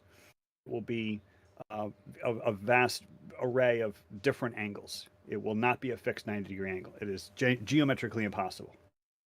And it's one of the reasons why we can tell that it definitely is not, level equals horizontal, also known as the flat Earth, is that these angles just don't make sense. The angles to the light don't make sense. You're doing the same as what QE did, just a slightly reversed one, right? QE tried to link Rayleigh criterion to the globe, right? You've just linked level being horizontal to flat Earth for some reason. Like, that's why we call you Flat Earth Society, Charles. It's levels is horizontal in reality, right? And everybody knows that reality, the Earth isn't flat. Level is not horizontal. Sorry? Yes, terrain exists. Level is not the same as horizontal. Locally, it's practically the same, but it's 1 grain of sand away. Okay. No, but you said that 1 grain of sand is really hard to weigh. Yeah. And you're going to say it's the same. Yeah. But you said that it is horizontal in the between 2 ends of water level. Yes, but it's provably true. So it is horizontal. The interesting thing is that I know you guys, have taken umbrage with the term flat Earth, but the term flat Earth has never, ever, ever meant devoid of terrain. That's the what term flat Earth Earth means, is, though, Charles. No, it's not. No, it is not. There are 0 flat earthers who believe that there is no terrain. I don't care what people believe, Charles. The term flat Earth is the Earth being flat. Right, that's all I'm talking about. And I'm saying it's definitely, provably not flat. If you look up flat in the dictionary, one definition of flat is, like a sheet of glass or like a polished tabletop, devoid of protuberances. But there are other definitions of flat. What is the shape of a cantaloupe? Well, it's round. What's the shape of a pancake? Well, a pancake is flat and a cantaloupe is round. Even though the pancake is not perfectly polished, smooth, you can't see your reflection in a pancake. The pancake is called a flat piece of food, right? What? Even though it is not geometrically. This is why you're Flat Earth Society, Charles. I can tell, right? Flat food. So a pizza is flat. A watermelon is not. Okay, so a slice of cheese is flat. Well, a slice of a watermelon would be flat, right? A bagel is not. Okay, so a watermelon slice of is. So it's a useless argument, right? Because it doesn't relate to anything. The Earth is provably not flat. And only Flat Earth Society guys want to make an allowance for not flat being flat. Charles, ridiculous. It's so funny how you make this very profound declaration that 1 + 1 is 2, and like everybody knows 1 + 1 is 2. So it's like, yes, the Earth has terrain. Everybody knows the Earth has But terrain. you linked Every level single being flat earther knows the horizontal Earth to has terrain. flat Earth. Well, that's because you refuse to call But there's no yourself a such thing as earther. flat Earth. We can Yeah, but- prove flat Earth Oh my false, goodness. but we can There's no such prove thing- level being horizontal as being true. So how no such can thing one that as we can prove to be mirror- true be linked to something that we can prove false? That's not logical, Charles. Well, you're the king of equivocation, Bev, and you use the word flat Absolutely in not. two different meanings. Charles, you are equivocating surface with object. So if we are talking about flat Earth, and you should also, if you are talking about flat Earth, you are talking about surface. It's And flat Earth, surface of thing can be flat, like, for example, glass in the window. Surface of this glass in the window is flat, but glass itself as an object is not flat because it has thickness. So we are talking about only about surface. And if Beth is talking about not only about entire Earth, because we don't know what entire Earth is. Like but digging down, how yes, far. but digging how many down miles you dig means down. Okay. Right. digging down means that it is not flat because it has 3 dimensions. But if we are talking about only surface of the Earth, it is not flat also. So if you can say that a piece of glass is flat because only we are talking about surface. But if we are talking about surface of the Earth, it is not flat. Listen, and no one's claimed that there's no terrain. But paper, we're talking about what's the shape of mean sea level. And We're this not. word shape is going to trigger. Mean I know sea you level? want Mean sea level. So if you were to take mean sea level across It's the a entire point on a 7 vertical seas. datum, Charles. But what is it? What was it over the whole Earth? Points don't have shapes. Mean sea level Mean is a is a point on a vertical datum, Charles. Yes, It's a average. surface. This is Everybody average. knows that sea level is a surface, okay? And if you don't need me to explain it to you, No, the sea mean, level is a surface, Charles, okay? the mean is a mean on a vertical. Just that. Okay. But It's here's a the plunger question: that goes up What is the and shape down, and What the is the mean shape is the of mean sea level midpoint of that across the Earth? mathematical mean. So, flat earthers believe that mean sea level is shaped more like a plane. Did you than get a that sphere. from predicting from when you were looking at the lights in the sky? What flat earthers I believe? don't think you heard what I said. No, you were I've been telling us engaging with about flat earthers you. Look, Charles. 2008. You're called okay? Flat Earth Math, and you're telling us what this Flat Earth group believe, right? It sounds like you're a representative for this Flat Earth group, right? Oh my goodness. Seeing as you're speaking for what their beliefs are. Therefore, Yes, Charles. I predict that you are a Flat Earth Society, speaking on behalf of the Flat Earth members that you're talking about, their beliefs. Yes, Right. Charles. So I teach in a high school, and I can tell you very emphatically what students like and don't like. And I can quote it to you at length, what students like and don't like. And now you're going to say, oh, that makes you a student because you're telling us what students like and don't like. And it's like, well, no, We're all I'm actually students, a teacher. Charles. I'm a teacher in a high school. I interact with students every day. So likewise, I am a glober. I interact with flat earth folks as a hobby. And flat earth folks believe that sea level is shaped more like a plane than a sphere. Okay, Well, it's not a point on a perfect plane. vertical datum, so they're sort of as ridiculous as you are, right? You're pushing exactly the same as what QE did. You're pushing the opposite model to what you believe, right? Because you think that will favor you within your argument against it as a rebuttal. That's why you're making these ridiculous statements of other people's beliefs. You should stop doing that. Well, you're very skillful at dodging the question. What do you think the shape of the world's oceans are? I know that a mathematical mean is a point. And when we're talking about sea level, the mean of the sea level, that's a point on a vertical datum. It has no shape. Didn't ask about a point. I asked about the sea level. It goes up and down. That's why they need to establish a mean. We have tides, we have waves. All right. Well, what about across the whole Earth? What shape is that? They can't even put two of them together because they're different. The means would be different at different places. That's why every country has one. Oh, well, apart from Deutschland, they have three which meet at one point.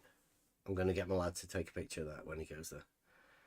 But yes, because they have three different areas for dikes and canals and the actual levels. I think I heard somebody ask you, and I think you ignored it. Within plus or minus 100 miles, right? Plus or minus 100 miles. What shape are the world's oceans?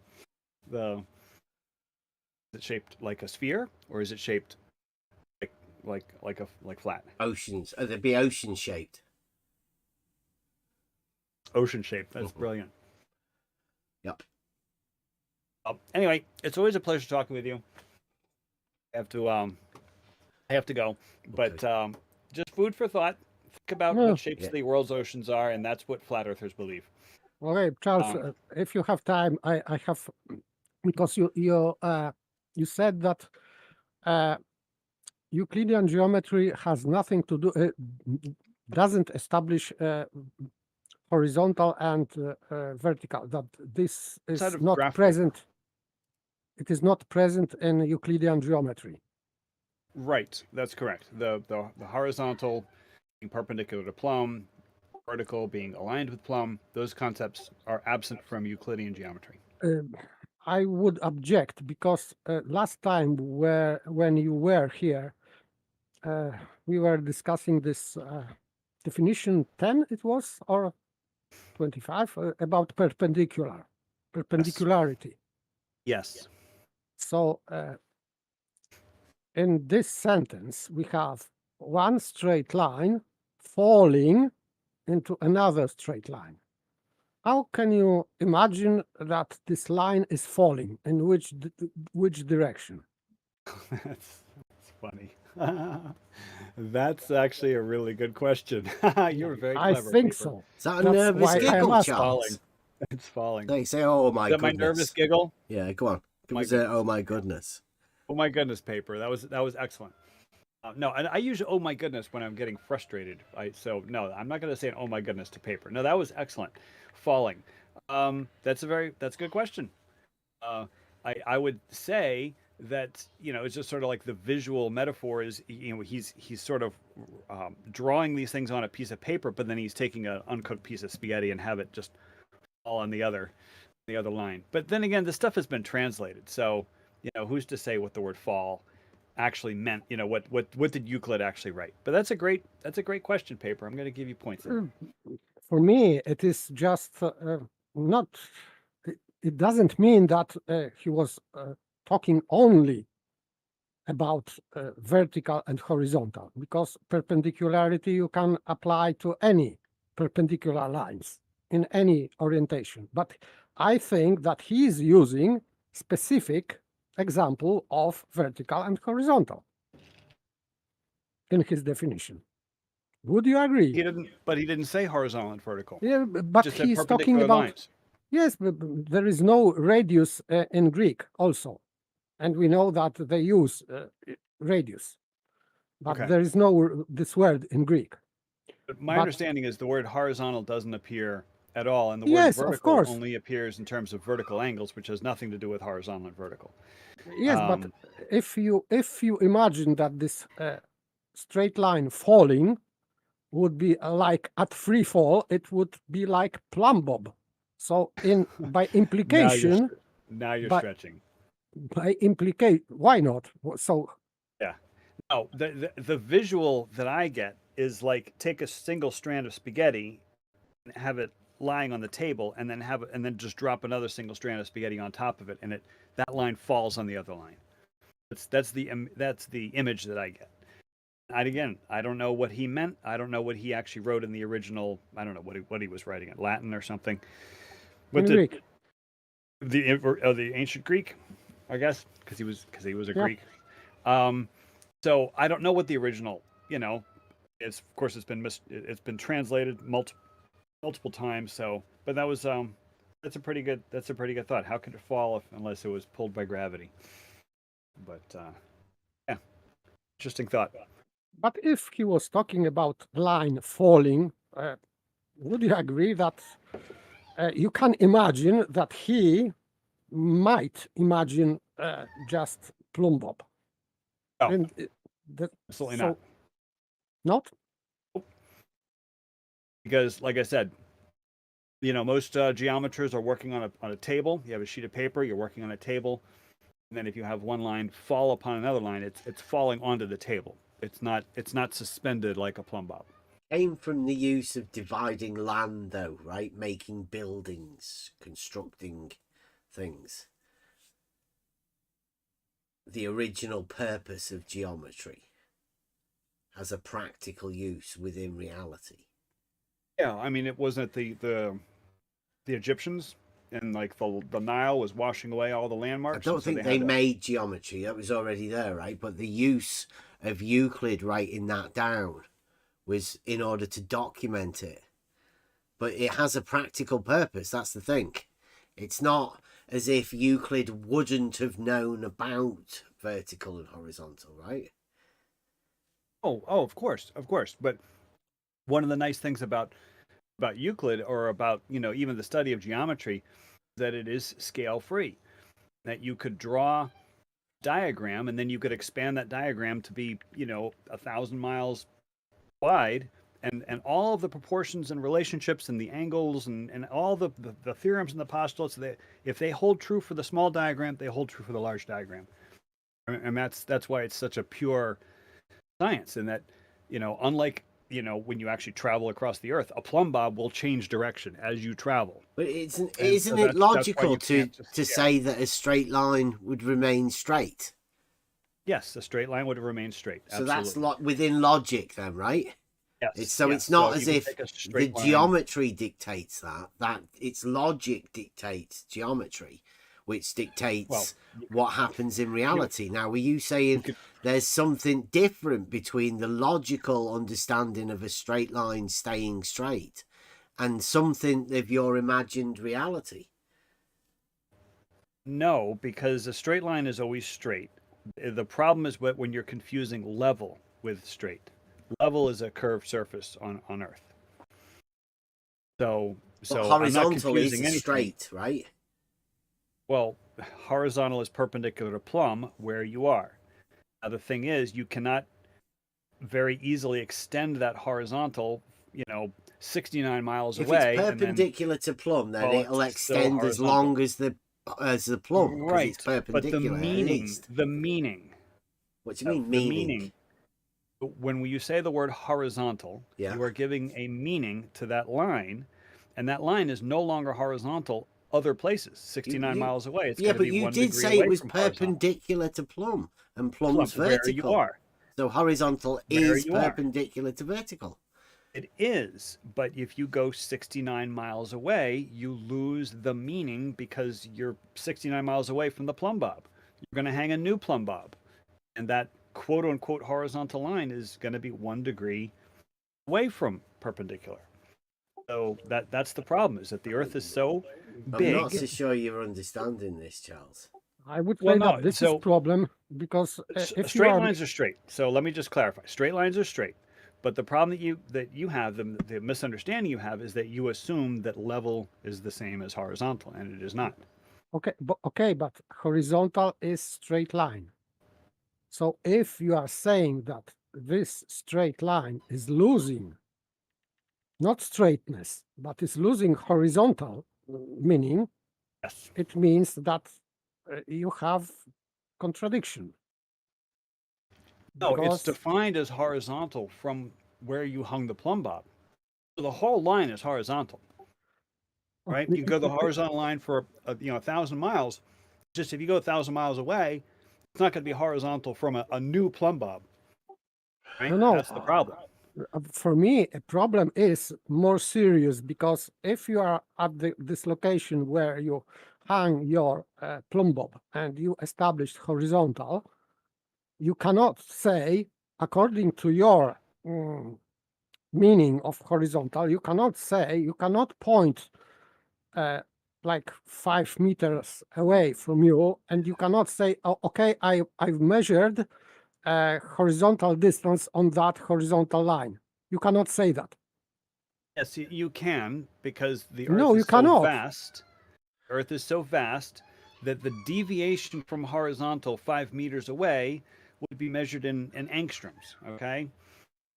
So for all practical purposes, you can use plane surveying techniques on a building site. So you can call something horizontal, and you go 5 meters away, you could still call it horizontal, and no one's gonna get upset about it. Okay. But the point is that at the scale of the Earth, if you go 69 miles away, you're going to be 1 degree off from horizontal. It's going to be completely You're mad, negligible. Charles. You're mad. Completely negligible on a how building do site. you justify Jesse Kozlowski saying that there's a drop from horizontal then? That's your equivocation of the word drop having to do with dropping your keys and having them hit your floor. Jesse's what words. He said. It's the common language of curve calculators. You project a horizontal, and then you have a drop. You just keep denying the possibility of you doing that. Every time anybody says anything about a horizontal over there, you say that's not possible. So how do you justify Jesse Kozlowski saying level has a drop from horizontal if you keep denying it's possible? From horizontal. Level does drop from horizontal. I just don't like the word drop because it seems to imply a change in elevation where it is not. Okay, but still it is contradiction because as I said, you cannot say that 5 meters away or even 100 meters away from you, you cannot, because this line, horizontal line, is losing its property, being horizontal. So you cannot, how you can measure drop from horizontal, which is not already horizontal? Well, you're measuring horizontal versus level. And I'm sure you're familiar with Jesse's experiment not experiment, but I mean, measurement at a lake. It was like a still pond or something. It was exactly 1 mile wide. Half a mile. What'd you say? Half a mile. No, the one that I'm thinking of, I watched the video of it a bunch of years ago. It was exactly 1 mile. And then if you look at the surveying rod, you can, it's kind of hard to make out the markings. The surveying rod, does look like it must have been a different one. He just had a sighting targets than the one I saw. He actually had a rod, did he? You could just about imagine, and like I said, it's hard to make out the markings, but it looks like it's approximately 2/3 of a foot that the level has dropped from horizontal. What was that video then? I don't know. I'll have to look it up. You can't be doing that. Give us the link to the video. Give us your citation. If Jesse Kozlowski's done it, let's have a look at these pictures. We'll get them on there. We'll get them up. I'll get them on the thing. I do have to go. What was it called? I do have to go. But it had something with 1 mile in the title, or it had like a calm pond or a lake or something like that in the title. Not flat one. Is it the one that had flat in it? Maybe it had flat in it. Maybe. But the point, I was responding to paper. The point is, paper, that with surveying devices, you can actually measure literally an 8-inch drop over 1 mile. Now the word drop does not indicate I'm dropping my keys, because the water level is level the whole way. But yes, but it is drop from horizontal anyway. Well, the horizontal is projected from one theodolite there's no a mile slope away to a horizontal, is there? Well, there is. No, horizontals don't slope. Charles. Well, when you That's what. the word That's one of slope- the surefire things that we know about horizontals, right? There is no slope to a horizontal. So if you are going a great distance away from where you defined that line as being horizontal, then yes, the line is going to slope. Just like in which direction? the line of LIGO. Yeah, which way you does know, it slopes slope, in both Charles? directions. It In which slopes in both direction? directions. Pardon? LIGO slopes in both directions. Slopes in both. No, down or Wow. or up. I guess each end would be simultaneously both above and below the other end. Is that what you mean, Charles? No, if you look at the elevation profile, it's sloping towards the center, right? Even though it is the world's straightest object. It's a straight line, but it's sloping towards It is the a center. straight object, both but ways. it has changing elevation because a straight line that is what is it, 2.5 miles long, one arm of LIGO. It's going to have changes in elevation as shown by the as-built diagram. So, What the straight arms of LIGO being horizontal will have a shown curvature within elevation profile. Yeah, they're going to show curvature and elevation profile. People don't call them horizontal though, so you slipped that word in there. I didn't call it horizontal. I just said it does have a change in elevation. Right. Okay. Like horizontals in your mind have a change in elevation also. If you have if you define a horizontal in one location, if you go a couple miles away, we're going to have a slope. There's probably measured in millimeters, but we'll have a slope just the same. Horizontals are straight though in elevation profile. No. Yes, they are. No, they're not. Charles, come on! You're a teacher. On You've Earth. got to uphold a certain integrity. Right. All right. It depends on what scale, but being that the Earth is a globe, you have a horizontal that goes for many, many miles. That will be illustrated by a change in elevation. But if you're talking about a building, I mean, the world's buildings, they all have elevation profiles, and horizontal looks pretty darn straight because practically it is. Perpendicular to vertical, so it's got to be straight, right? Geometrically. Right. So no one is going to be quibbling about, human hair widths when building a building. But if you go, 69 miles away, you're now a degree off. But anyway, it was great chatting with you. I just wanted to chime in about the Robotham, that Robotham did not create that formula. That formula is accurate. Earth curvature out to a quarter planet. But, yeah. Just the horizontal changes in elevation along with opposite, is it, to the level? Is it? I don't know. I'll have to leave you with that. I don't want you to get lost. I mean, we did have somebody round this weekend, and I think CogDis can affect different people in different ways. I would imagine the simultaneous above and below of both points sloping horizontals. Yeah, crazy. Well, pretty soon, there's going to be an eclipse. In 2 weeks, there's going to be an annular eclipse. Lights in the sky. Go back to that. It's like the ring of fire. It's like a security but blanket.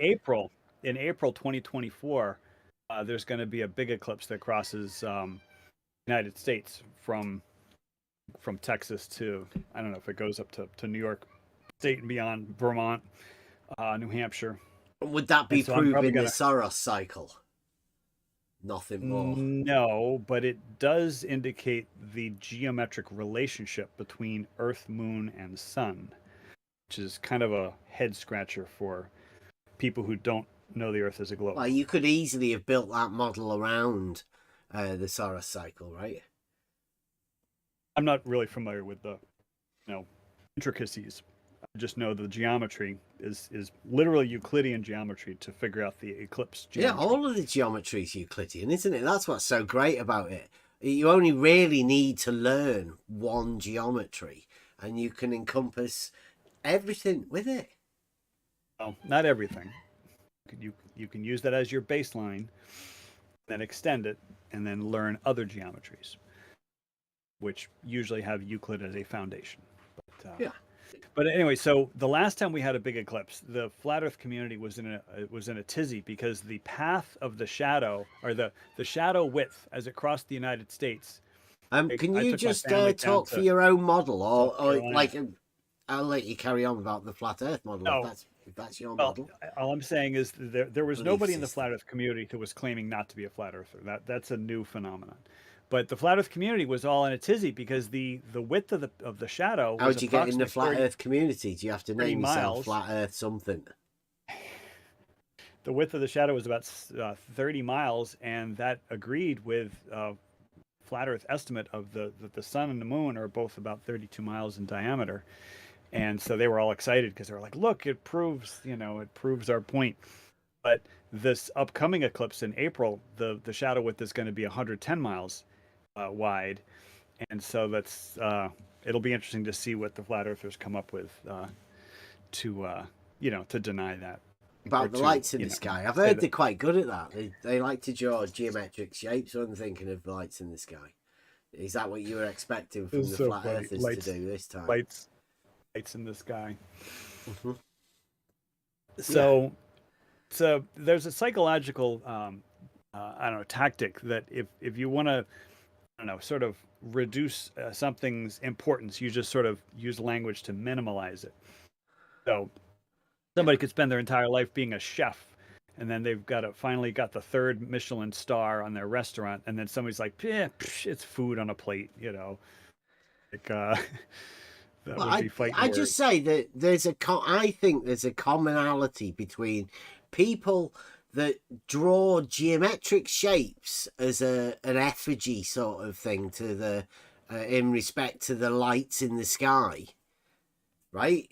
And you do that, don't you? You look at the lights in the sky and do a geometric shape, and Nathan Oakley does the same. It's just that it's not the same shape. They are both Euclidean shapes. It's called astronomy, okay, and it was one of the quadrivium. So, and I've said this to you before, but I really think you should take astronomy up as a study, because this whole lights in the sky analyzing. I think it's the linking together of the geometry and the music, though, the astronomy, the time and space linking together. Music is also in the quadrivium. Yeah, I know. Time. Oh, you should study music. Time. And you should also study astronomy. In fact, correct name of that is, because now we understand music as somehow differently, but in fact it is harmony. Harmony. This is the word.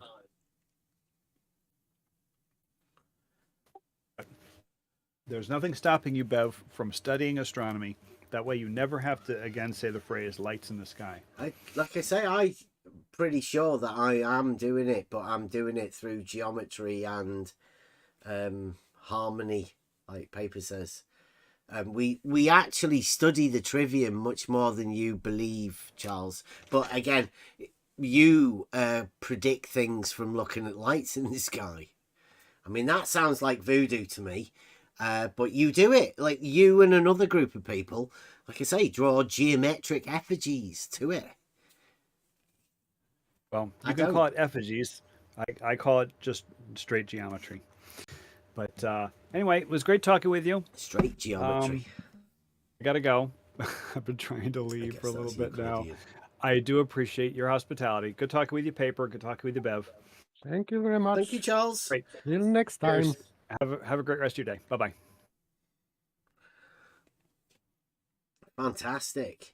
So Charles came in to talk about, well, I don't know, to override the modus tollens. Obviously, he can't get involved in the actual modus tollens and the thing that QE calls the Black Swan.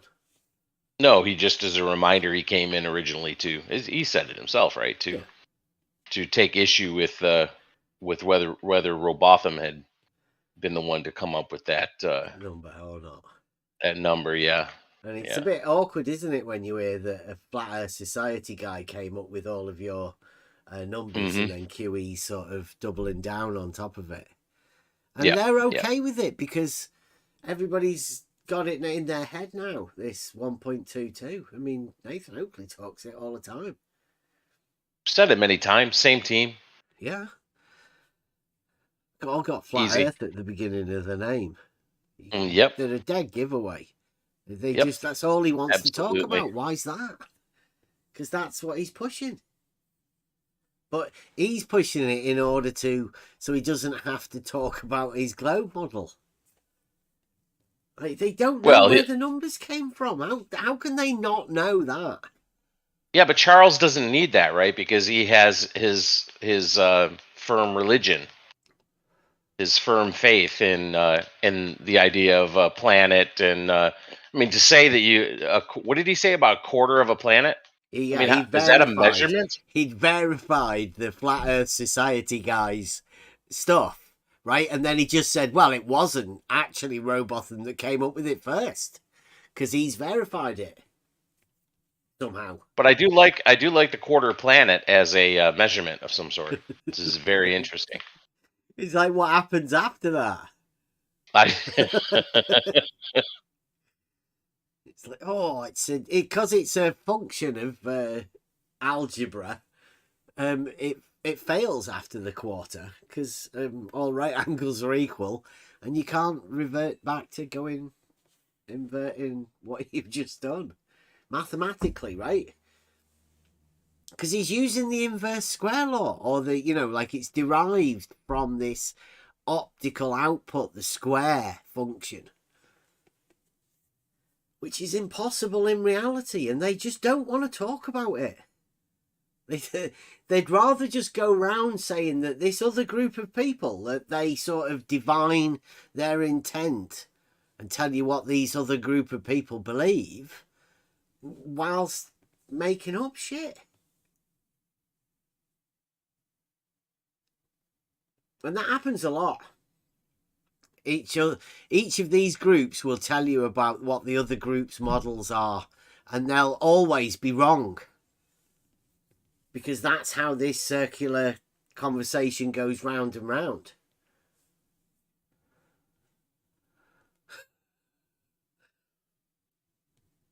Horizontal's a problem. And if a straight line ever becomes a problem for your model, then I don't know. Nathan Oakley wants to turn it into some sort of a proof.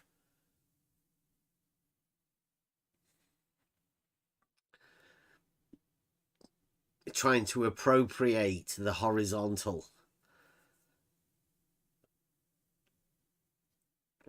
And then there's another group of people like Flat Earth Math who wants to reduce the horizontal to a point because Nathan Oakley wants to say that it's flat Earth. I mean, it's just reality. It's up with everyone. Well, that was the other thing I was going to ask Charles, but he had to leave, and he was already tried to leave several times. But it's like when he was asking about what shape do you think the oceans are, it's like this is the thing, right? Does one have to? Maybe here's a question: if Charles is still listening, does one have to make a claim or have an idea about the shape of anything that you find important to have a shape of?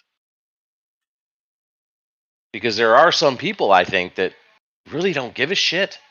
All they care about is what happens locally in reality. And that's it. But it seems like Charles is saying you have to. It's like, who was it, Alfag? I can't remember. Who was around saying you had to have a model because it'll kill you otherwise?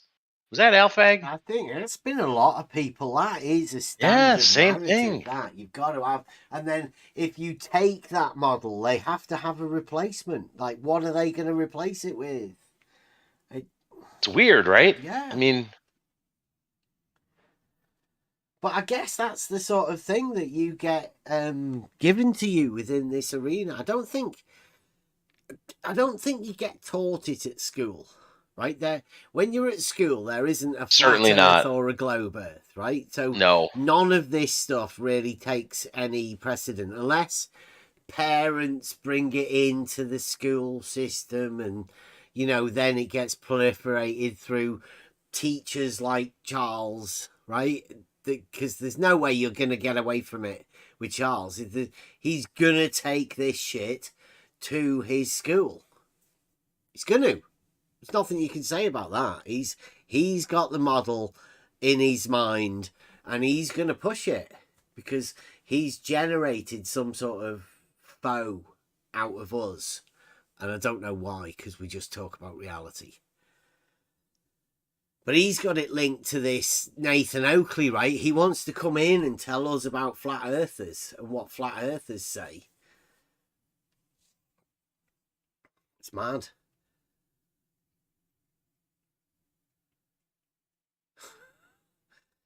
For me, the strangest thing about this drop from horizontal is that you cannot have drop from horizontal because you have no horizontal. Yeah, it's just at So, a point. Yes, so at the point where you are measuring drop, there is no horizontal. So from your vantage point, you cannot measure drop from horizontal. That's why Jesse Kozlowski isn't around anymore, because he said that. Right? Jesse Kozlowski, as purported to be a surveyor, said it's measurable that you can measure the drop of level from horizontal. It's impossible. You can't. Goodbye, Jesse. Never to be replaced by anybody because it can't be done. As Charles has just let everybody know. It's an impossibility for you to be able to do this. The same as the square law. 8 inches can't be measured because if you measure at 100 meter with a water level, you'll only get, according to their numbers, you'll only get 16 millimeters at best. And 16 millimeters isn't even an inch. Never mind 8 inches. So there's your square formula within algebra. Fucked. On a realistic thing. In reality, level is horizontal. That's all you'd ever measure. The horizontal. Just put it on your globe and say that's reality. I'm good. Because like everybody's already got a model, and every time in reality level is horizontal. Just put the two together. If they contradict the model, don't worry about it. You've got a contradiction. People have loads of contradictions. Just learn to live with it. There's no need to get upset. Just know that you're living in reality and you know what you can do with reality.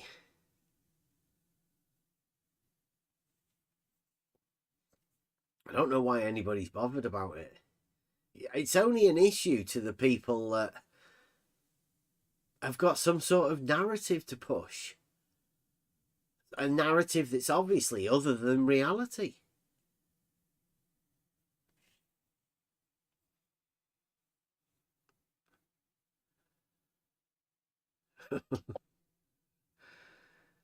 When your top guy, Jesse Kozlowski, states that it's measurable and then cannot give you a method to be able to do it, the only recourse of action is that he's got to leave.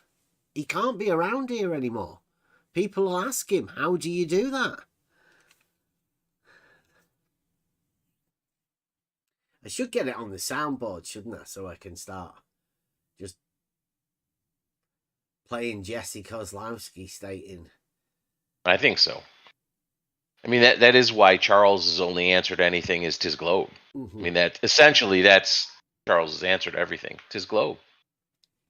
Yeah. Because the Earth is a globe. So, all right, good. And it's We're not pretty talking about obvious. shape of the Earth. Yeah, Stefan's in there.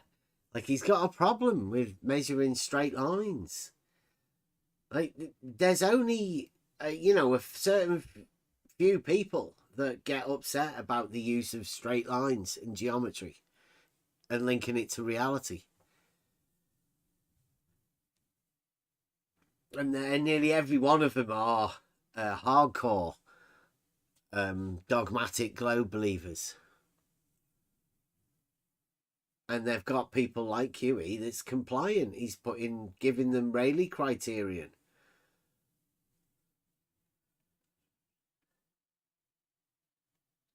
If globe, then Rayleigh criterion.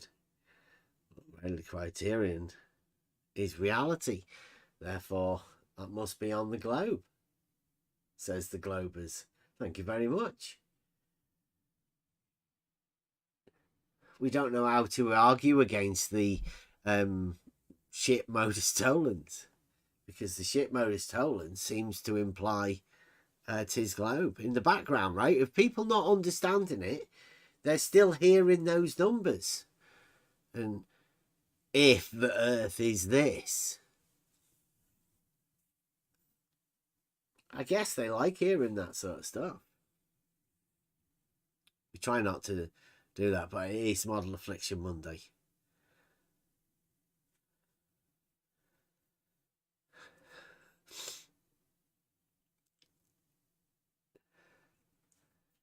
Stefan, you don't need to come up with the if the Earth is flat argument. I've got the ultimate one. The Earth's not flat. Elevation changes. If you want to come up with another one, that's fine.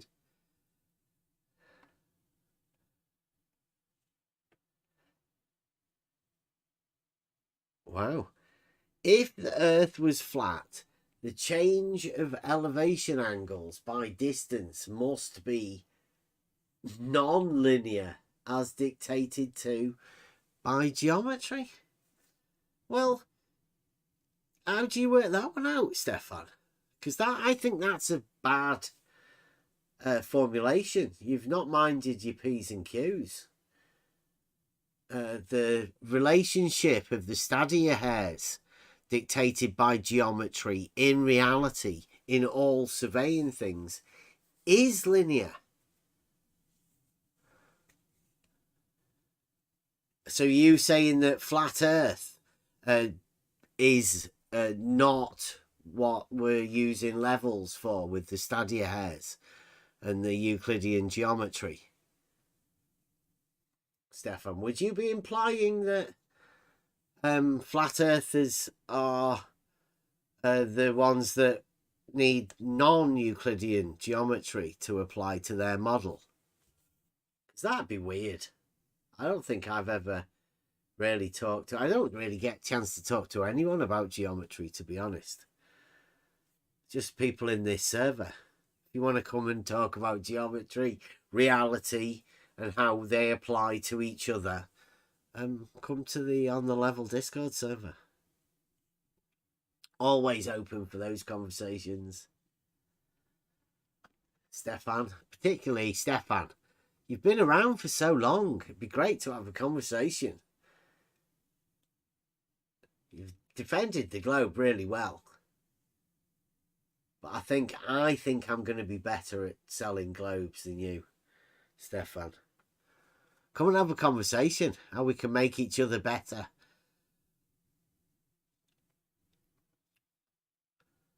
Sell a real globe. We've got a new contender. It's not flat. And it's definitely not dogmatic, because we don't have contradictions in reality. So you've got to count out all that dogmatic shit. But maybe Stefan Mood will like my syllogism. Originally for Nathan Oakley, I didn't mention, maybe for flat earth math also, if he likes logic, that if Earth is flat and if plane is flat, therefore Earth is a plane. This is syllogism. Now for Stefan Mood, because he likes logic. So it might be for him. good syllogism.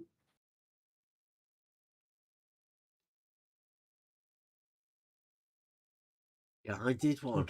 I did one for the argument, but I left this one open ended.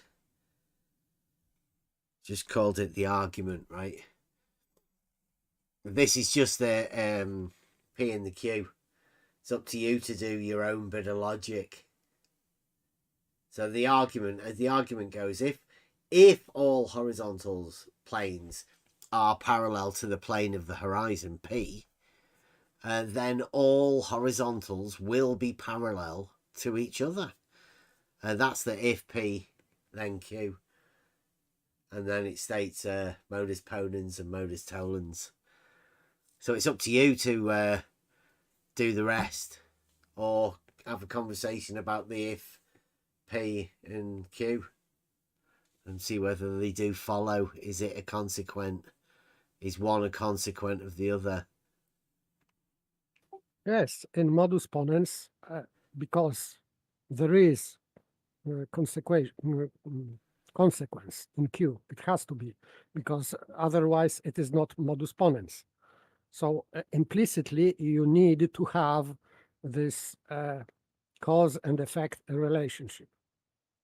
So as you have established this cause and effect relationship, then you can say that cause is P and effect is, or conclusion is Q. So in order to confirm your Q, the thing you need to confirm is P. So as you confirm P, then you confirm Q. You don't need to confirm Q independently. So you are confirming Q not directly, by affirming P only. This is modus tollens. But in modus tollens, you are denying P by denying Q. Yeah, but I put all in there, so you've only got to show one. Dead easy, like just need one black swan, Yeah. i.e. Horizontal not being parallel to the plane of the horizon. That's in order to falsify it. Yes, and all say that this is practically impossible. So it is unfalsifiable. Yeah, because you'd not be falsifying a part, would you? You'd be falsifying all horizontal planes being parallel. Yeah, you are just falsifying categorical statement that all. Yeah.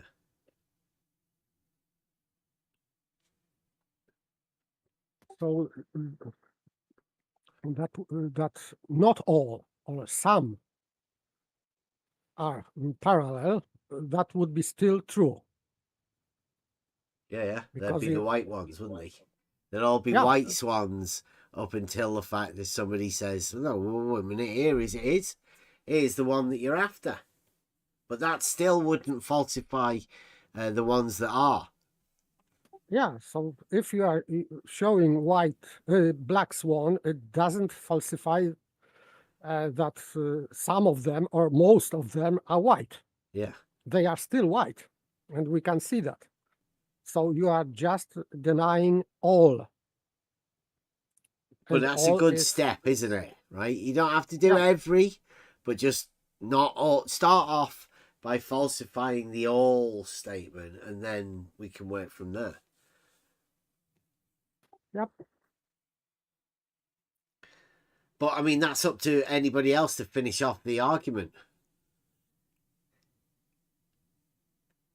That's the good thing about logic. Hopefully, that's what I've tried to sort out tonight. Is the line of inquiry that should have come through the questioning of a statement or of an argument hasn't really been had. It's just been called a proof when I'm not too sure it is. It's not even falsifying. Like we said, it's not falsifying a sphere, because that's what QE, the big part of this is. How far back is it? Wow. Yes, he thinks that it falsifies the shape, Yeah. the sphere, Yes, and it doesn't. Sphere.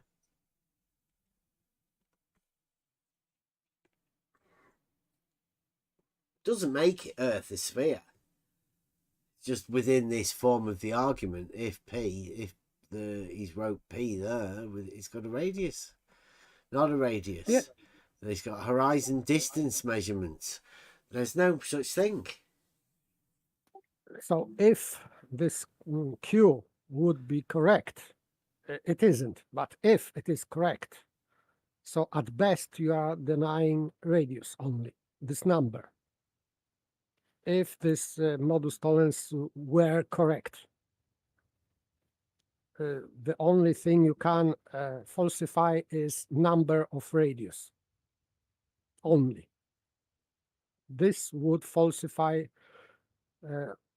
length of the radius, but not shape. I said if this Q were correct, but it isn't correct. So in fact, it is just not falsifying anything.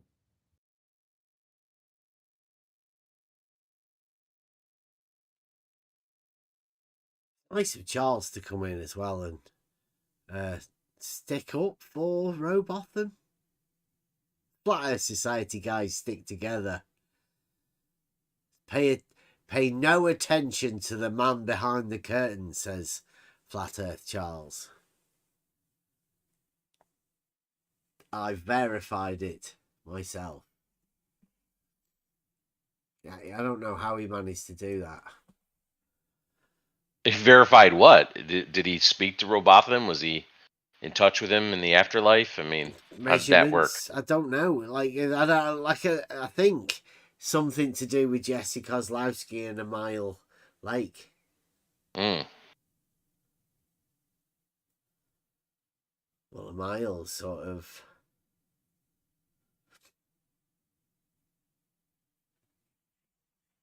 Let's have a quick look. Pretty sure.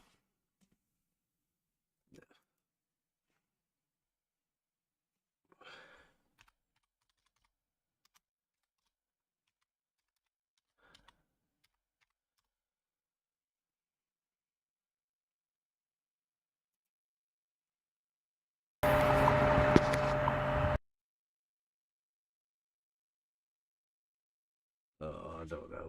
It'll be on his WordPress, won't it?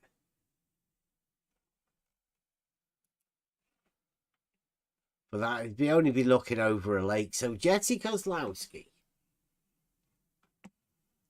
No, it's not even worth talking about Jesse Kozlowski. He's never coming back.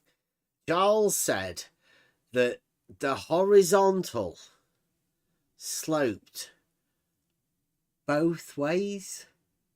I think that was great, wasn't it? Wasn't that amazing? Yes, but when asked in which way, he couldn't answer. He said both. He literally said both. We had 2 points, A and B. And he said that horizontal would slope from the centre both ways. Okay, but both ways upward, I would say. But because What? You can't have both ways upwards. It's both ways up and down. That would be utter nonsense. Yeah, but that's that's the globe model. It's been predicted. We looked at the lights in the sky, didn't we, Mike? We looked at the lights in the sky and told you the beliefs, and we predicted that the simultaneous below. Amazing. Once the simultaneous below takes effect, the one that is below is also having to be above. Both ways. 'Tis globe. It has to be. Has to be that way.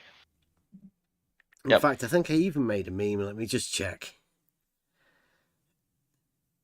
This was Don't in question it with Rumpus logic, because it's not logical at all. And that's the point. It's contradictory. And it must be. Has to be. Yeah. This one, I think this is the one. The Rumpus poll. The imagined altitude of 2 points on a dogmatic globe.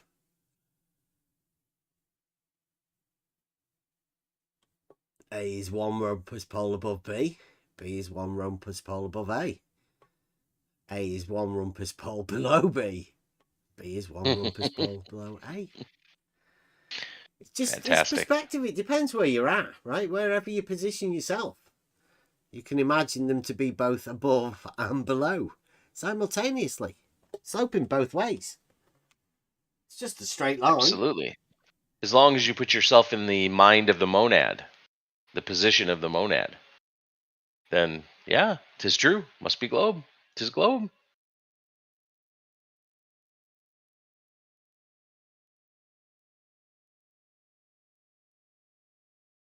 And this is what is this is example how hijacking perspective works. Because this statement, this image, this imagined altitudes of 2 points, because it is image, and image means perspective, also optics. So these statements are true for image, because we can see in that way. So you can see from A that A is above B, because B is smaller, is dropping in perspective to horizon. And this is correct. So what is impossible on the globe, it works in perspective. But perspective is not orthographic view. So you cannot translate it into orthographic view. But in perspective, it works. This vesica Piscis, let's say, works for perspective. I think what you do with this is there is only one reality, but the mind is allowed to interpret that reality into the model that it has. Its worldview, right? You justify anything you want within your own mind. It just depends which model you're trying to justify it to. And you'll find a way to do it. That's the problem, because perspective works independently of the model. So some people are linking this perspective view or optical thing into reality. So they are making reification of the image. This is, for me, it is not correct at all, not logical, because we know that we can see image of reality differently than reality is, because of this perspective, optics, etc. So we know that. We know that parallel lines or whatever with distance are converging in our view. It doesn't mean that they converge in reality. We know that this is only image of reality. The dangerous thing is when people are trying to make image as reality. This is the problem. We have in our eyes image of reality, not reality. We don't have reality in our eyes. And this image of reality has its own rights, like optic rights, or rules, principles. They are different than orthographic, let's say, reality. And that's all. This is the problem of people who cannot disconnect image with reality. They are connecting that in a simple way without notion that perspective has its own laws and principles, optical principles, and they are just ignoring them. And they are producing statements like Jesse Kozłowski, that level is dropping from horizontal, which is only optical effect, that it seems to drop because of perspective, but it doesn't in reality.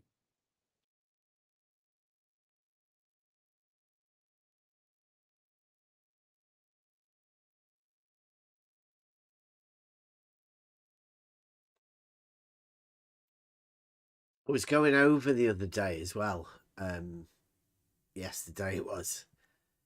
On my Twitter account, right? Because people have accused me of being a flat earther, right? Now, I think most of that has come because of the early days when I was talking to Fight the Flat Earth, which was over 4 years ago, when Fight the Flat Earth called me a child abuser. For saying this level being horizontal and bringing it up.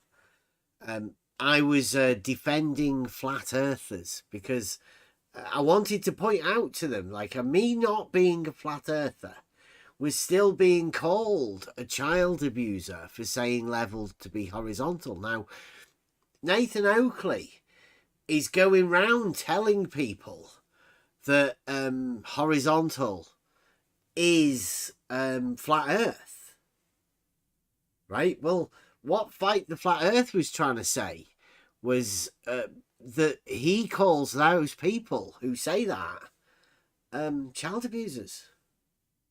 So I don't think Nathan Oakley's aware of what he's bringing into this arena and what sort of prey he's offering up to people like Fight the Flat Earth. This sort of argument that we've gone over tonight, nobody's ever actually used it anywhere that I'm aware of, other than Nathan Oakley stating that it proved something whenever it came out, right? And he's got rid of something, the radius, whatever, through this argument. Other than that, I don't think anybody's ever actually used it. It's just that the end means somehow seems to be that Nathan Oakley's ended up now as saying that horizontal is, well, everything, you'll need a flat earth for that. But everything he does that when he relates to it is horizontal. And it's pretty obvious that Stefan Mudd's doing the same thing. Charles just similarly did the same thing. They're saying that horizontals, like, don't exist. And Nathan Oakley's stating that that's flat earth. Well, it's not. Both of them, flat earthers and Charles, the ones that pretend to be, they call them the Flat Earth Society guys. They're both giving you a false idea of reality. And I don't know why. For their own means. It's pretty sad that both of these camps who are acting together to stop people from just understanding reality and what it's going on about. I think that's why. I think that's part of the psyop, honestly. Yeah, I think that's why they're here. That's why Stefan Mudd here. No, Stefan, I've got an argument. The argument states that all horizontals are parallel to each other and that the horizon is horizontal, Stefan. Nobody else denies it. Just because you decide to call me a flat earther for that, it's got nothing to do with it. Everybody knows that that's how reality is. Put it on your model and say that's reality. Because it has to be. Just deal with the contradiction. I'm not dealing with the contradiction. It's definitely not flat earth, right? I can prove flat earth false. But yet again, I can prove horizontals being parallel true. You can't put them together. That's mad. And if anybody tries to do that, well, Stefan's showing how little of an argument he's got by linking horizontals being parallel to flat Earth. Because his little minds decided that it can't be. But that's sad, Stefan. Come in for a chat. We know you can't.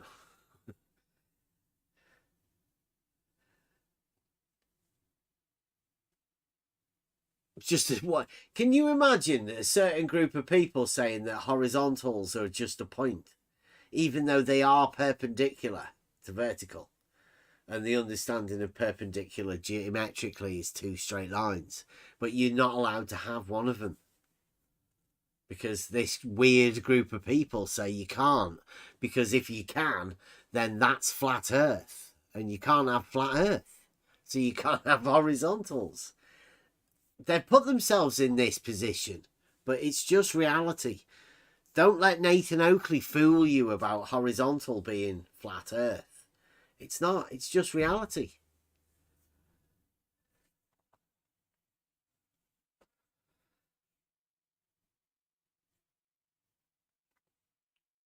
How can you have measurements of horizontals not being parallel, Stefan?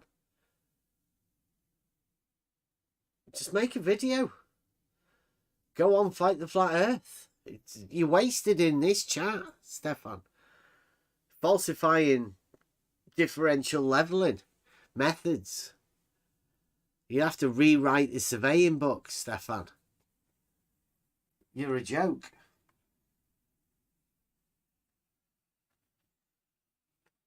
What time is it? Is it only early, isn't it? Midnight here. Is it? 11 o'clock. Have UK, you I heard think. Danger's new song, new tune?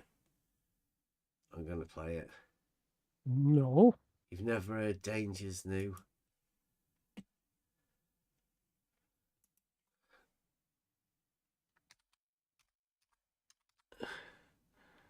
Oh, what's your channel called?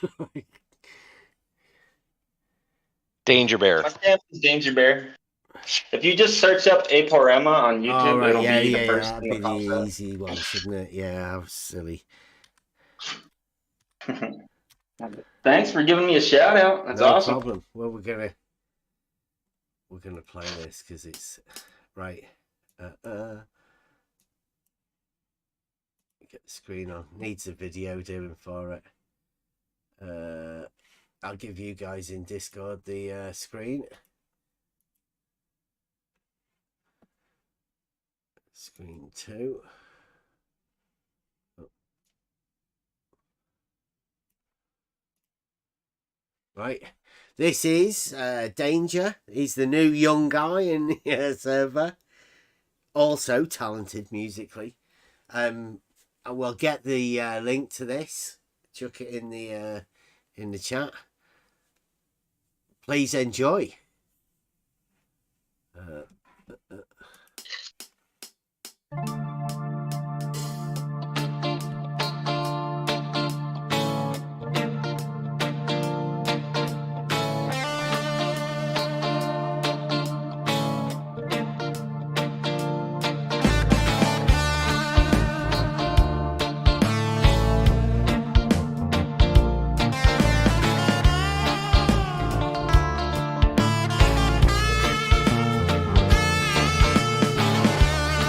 There's a model inside your mind which renders your senses blind to reality left behind. Paracosm, paracosm. So don't tell me straight lines are bent. I know what you represent. Contradictions are inherent. Hipporema, hipporema.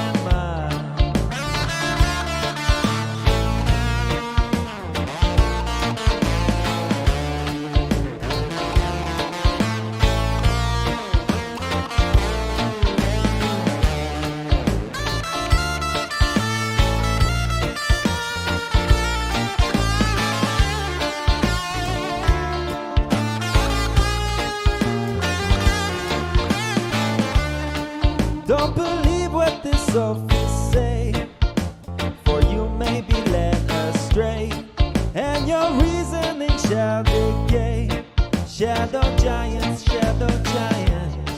casting monsters upon the wall, appear to be 10 feet tall, but it doesn't exist at all.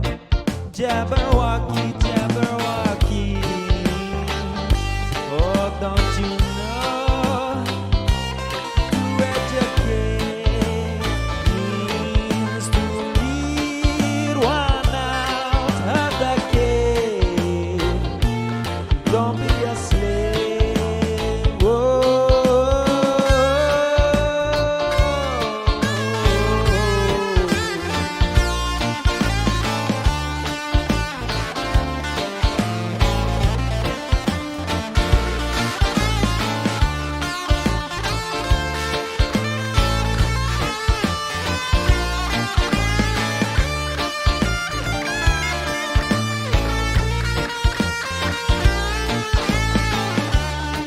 There's a model inside your mind which dictates what you will find. So you better stick with your kind. Scientism, scientism. Now don't tell me straight lines are bent. I'm questioning your intent. You're affirming the consequent. Paralogy, paralogy. Oh, don't you know? To educate means to lead one out of the cave. Don't be a slave. Whoa.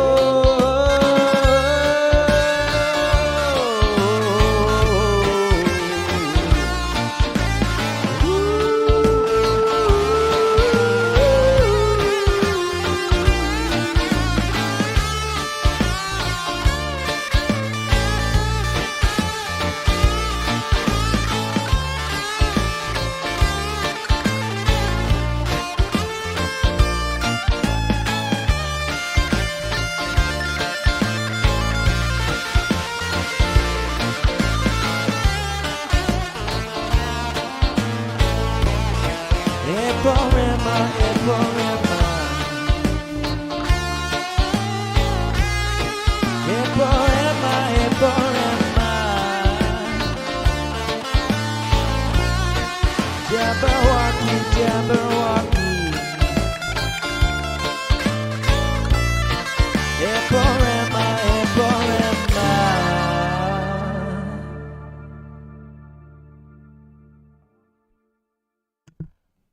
So good. Yeah. Yeah, thank you very much. That is Danger-esque in Discord. Danger Bear on YouTube. Very appropriate that Flat Earth Math came in for that, because I think there was a lot of that in there. Yeah. A lot of Flat Earth, especially the line about educating is to lead one out of the cave. Yeah. Not so for Flat Earth Math. Jabberwockies that was Charles. He brought us the Jabberwocky and said, "Look at my Jabberwockies. I've got loads of them." So yeah, thank you very much, Danger. That's the sort of stuff you get inspired. I think the more people there are doing that sort of stuff, the more inspiration there will be. And there's a lot of musicians in. So thank you very much. Yeah. Thank you. I want to get everybody else to and collaborate with each other and just hand. Sorry, I think you're breaking up a bit. It's not got a very good connection, like Buster. Musically talented guys don't normally. And spot on, yeah. Same thing. It's all of them. And we've got another dance tune type thing coming out from my lad as well, and his sister. So nice, cool. There's all sorts of stuff going on. come on in on the level Discord. Have some fun. Sorry, what was that? No, I just said have some fun here. Yeah. Waiting for paper to get on the organ. Oh, Is Stefan coming in? Come on, Stefan. Come and have a chat. I think we'll know who Stefan is if he comes in. I think that's what he's being shy about. There's a lot of people that, you know, find it difficult to be able to talk to people. But come on, Stefan. Come and have a chat with Into the Break. You can talk about your model stuff. It's Model Affliction Monday. Free for all.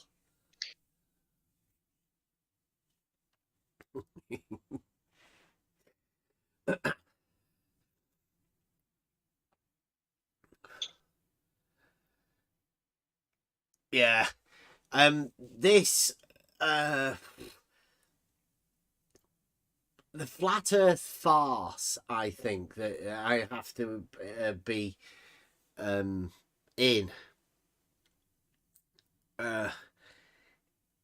It's not real. Like, none of this stuff that anything that ever gets talked about is, there's a very few people, like when Nathan Oakley talks about the globe, who's he talking about? We're out my neighbor's dog. He was going up the hill, and my neighbor had a dream, and he may have like thought he was like a surveyor. Okay, yeah. It doesn't sound like but now there was no connection issues. Yeah. You have to let us know, Danger. Or is he deafened himself?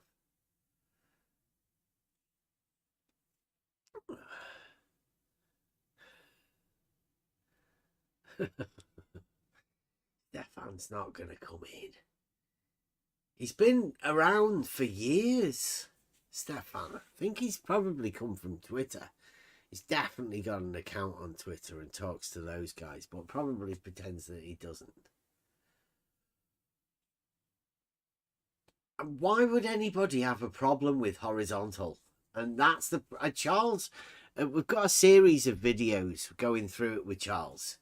And Charles does have he was the first person to show us how badly they misunderstand perpendicular, especially when relating to vertical and horizontal, and relating that to reality. I mean, you can relate it mathematically to a whiteboard, but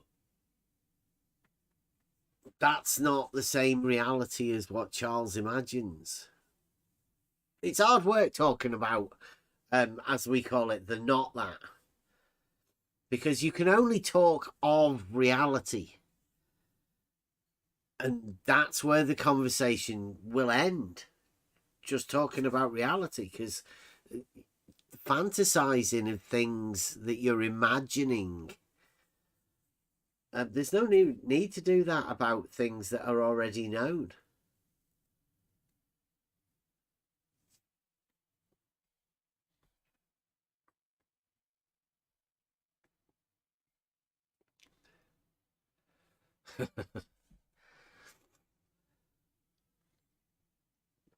We've got this this GIF. I got this one from Jesse Kozlowski, and the Soundly. Oh, my phone's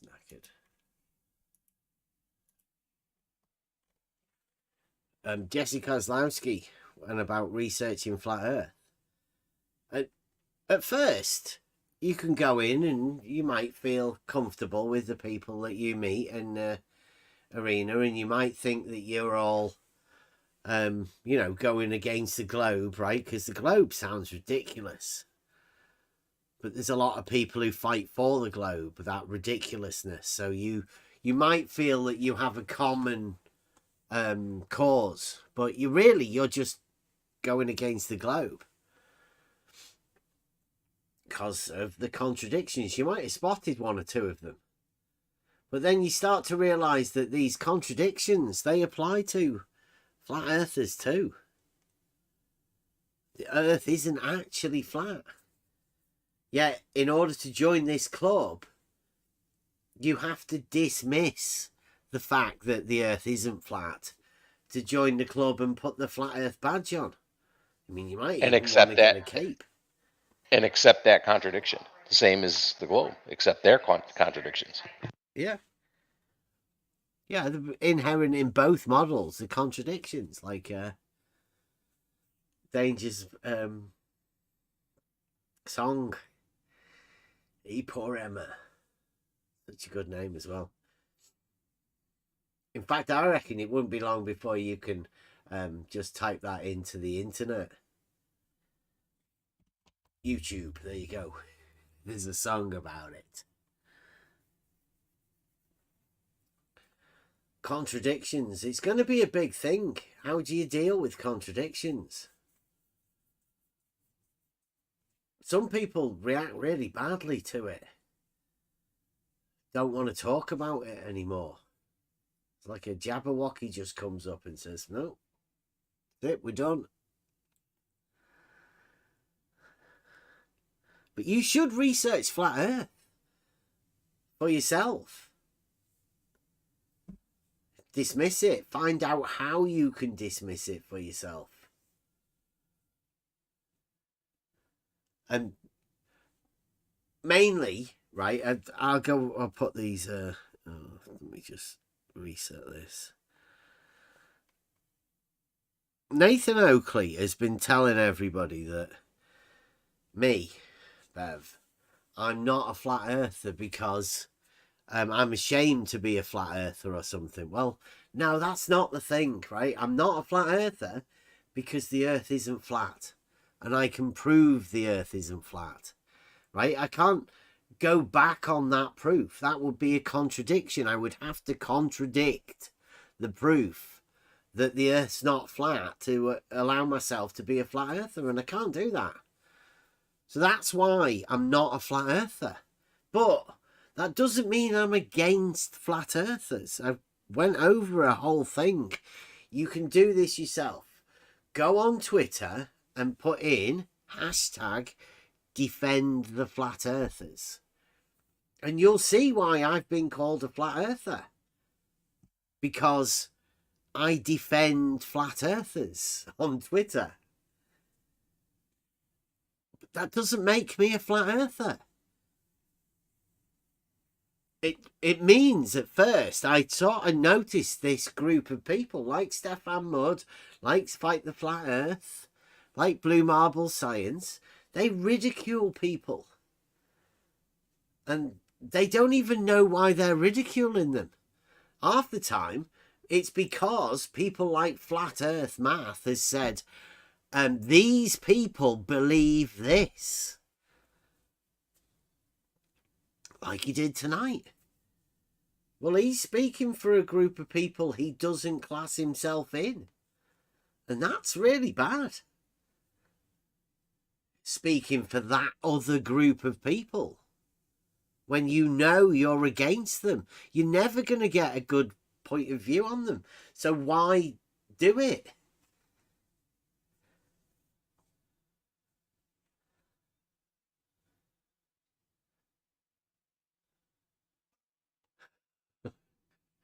Clinically correct, Jacods. I'll take that.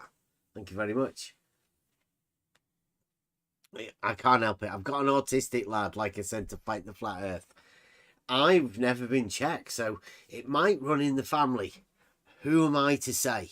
And everybody's autism works in different ways. It's on a spectrum, so you're never off the spectrum. You're part of it. Everyone is part of it, so can't really go against people individually or like a bigot and class people into a group. That to me is bigotry. went through a few of these clips of the thing talking about my lad and how Fight the Flat Earth is a bigot, and you can see the hashtags there, Defend the Flat Earthers, from 2019, over 4 years ago on Twitter. This is where I've got my name as a flat earther, for defending flat earthers. Not because I am a flat earther. Just give everybody a chance to have a conversation. But what Flat Earth Math does, he tells people what other people's beliefs are. And you should never do that.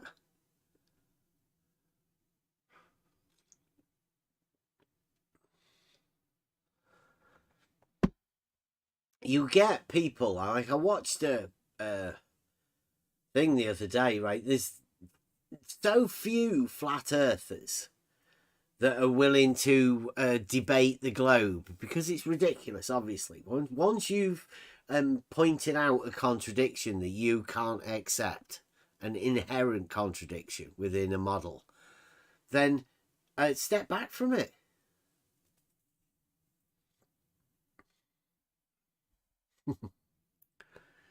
They can't let go of the model. And now these guys are doing, have you seen this new thing, the Steelman debate?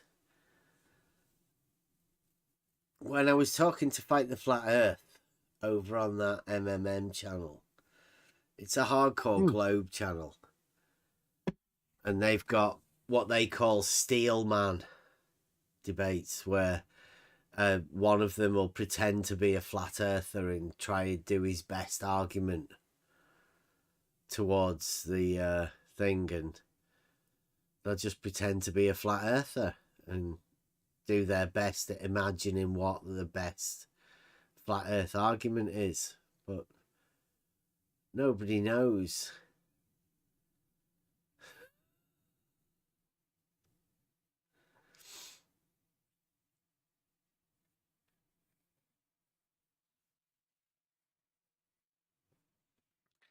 The globe will never be proved, Gords. They admit there's no proof. So that's where it should end, but it doesn't. The globe needs the flat earth more than the flat earth needs the globe.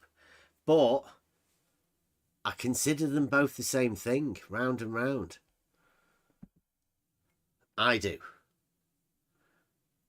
Prove me wrong. There is only one reality. And if you can prove both the flat earth, not the flat earth, and you can prove not dogmatic globe earth, then the reality still exists. You're proving the false dichotomy by saying not that and not that. But reality still exists. It's still there.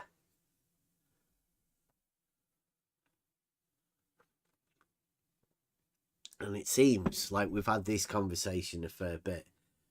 It is provable that level's horizontal. And it is provable that all these horizontals are parallel to each other. There's many things in reality that are provable. And you can falsify a lot of things, but you've got to be careful, because you talk about globe claims, you're talking about a really small group of people that say some really weird shit. Same as with the flat earthers.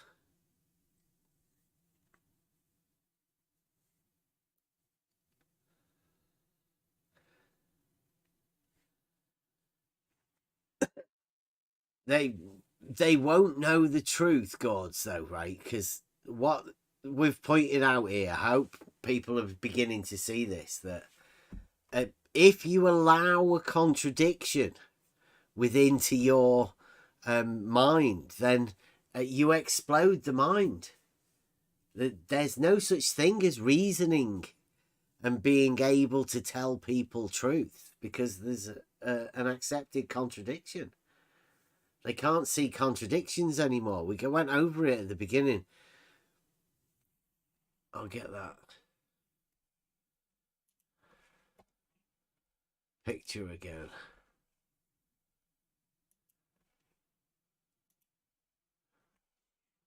There you go. Check that out.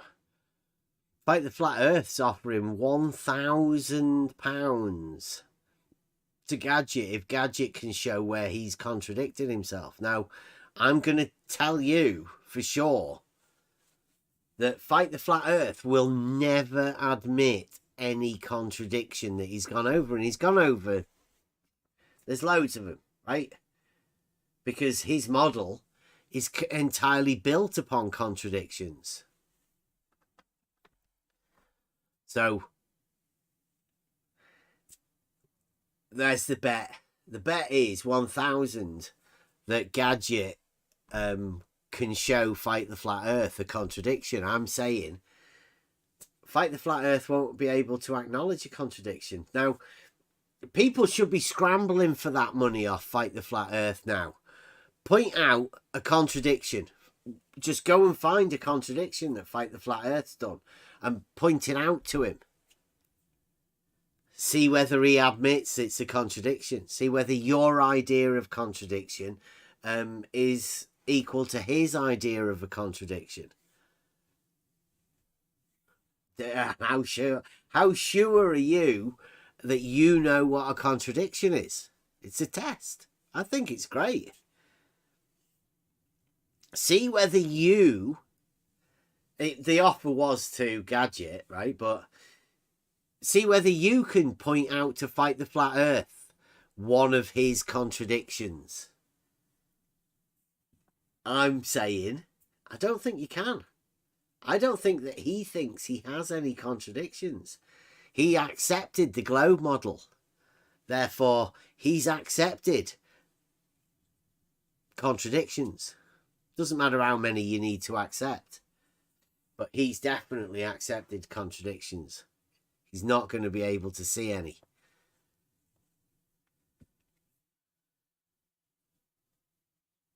We've been over these sort of things quite a few times, especially with people like Fight the Flat Earth. But they're good to use as an example.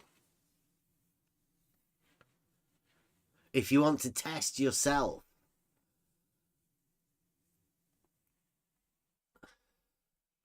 He says he didn't contradict himself once.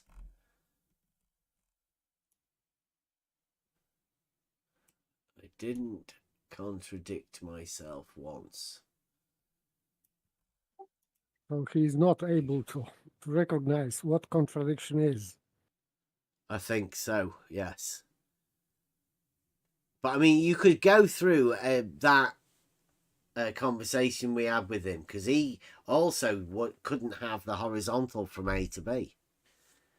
2 points equal elevation, equal altitude.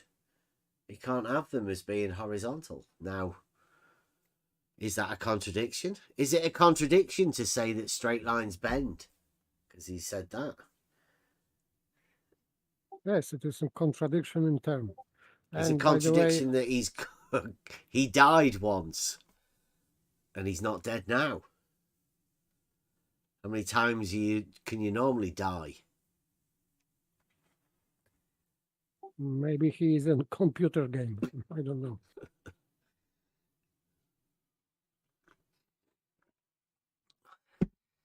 I've got loads of clips, but I mean, it would be a good test to see, you know, who can see contradictions. This is modern day, right? 2023. There are contradictions everywhere, and that's why a lot of people having such a hard time dealing with stuff, because you've been taught contradictions all around you. Advertising, it's all there. How many can you accept?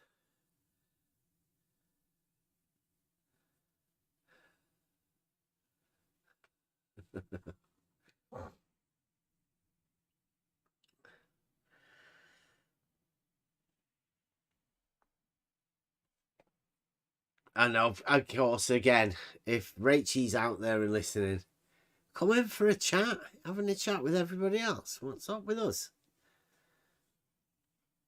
Can't be that bad, can we?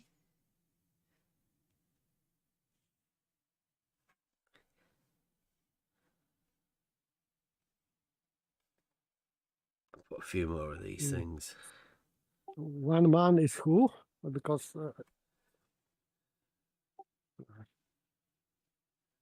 I cannot recognize right now. One man and his detector.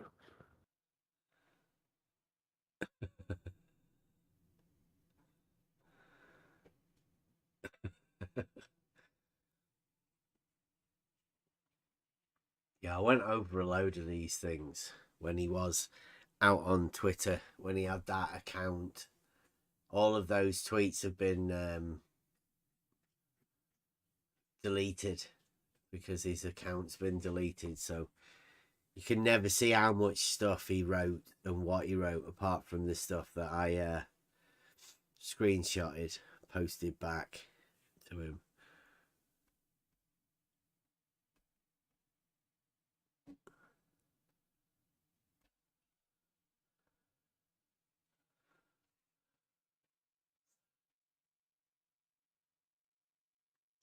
That was me posting to a guy called Flat Earth.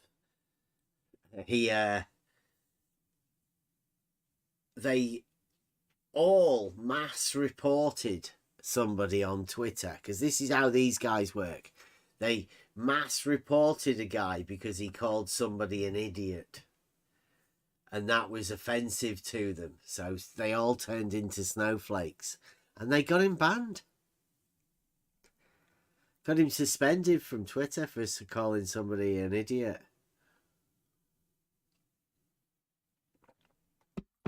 Mass reporting.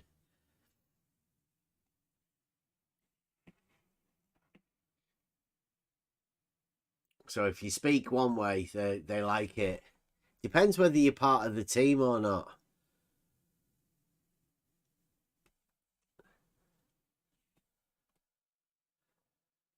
So if they are calling you an idiot, it's okay. And if you are calling them an idiot, then you will be reported. Yeah. Okay.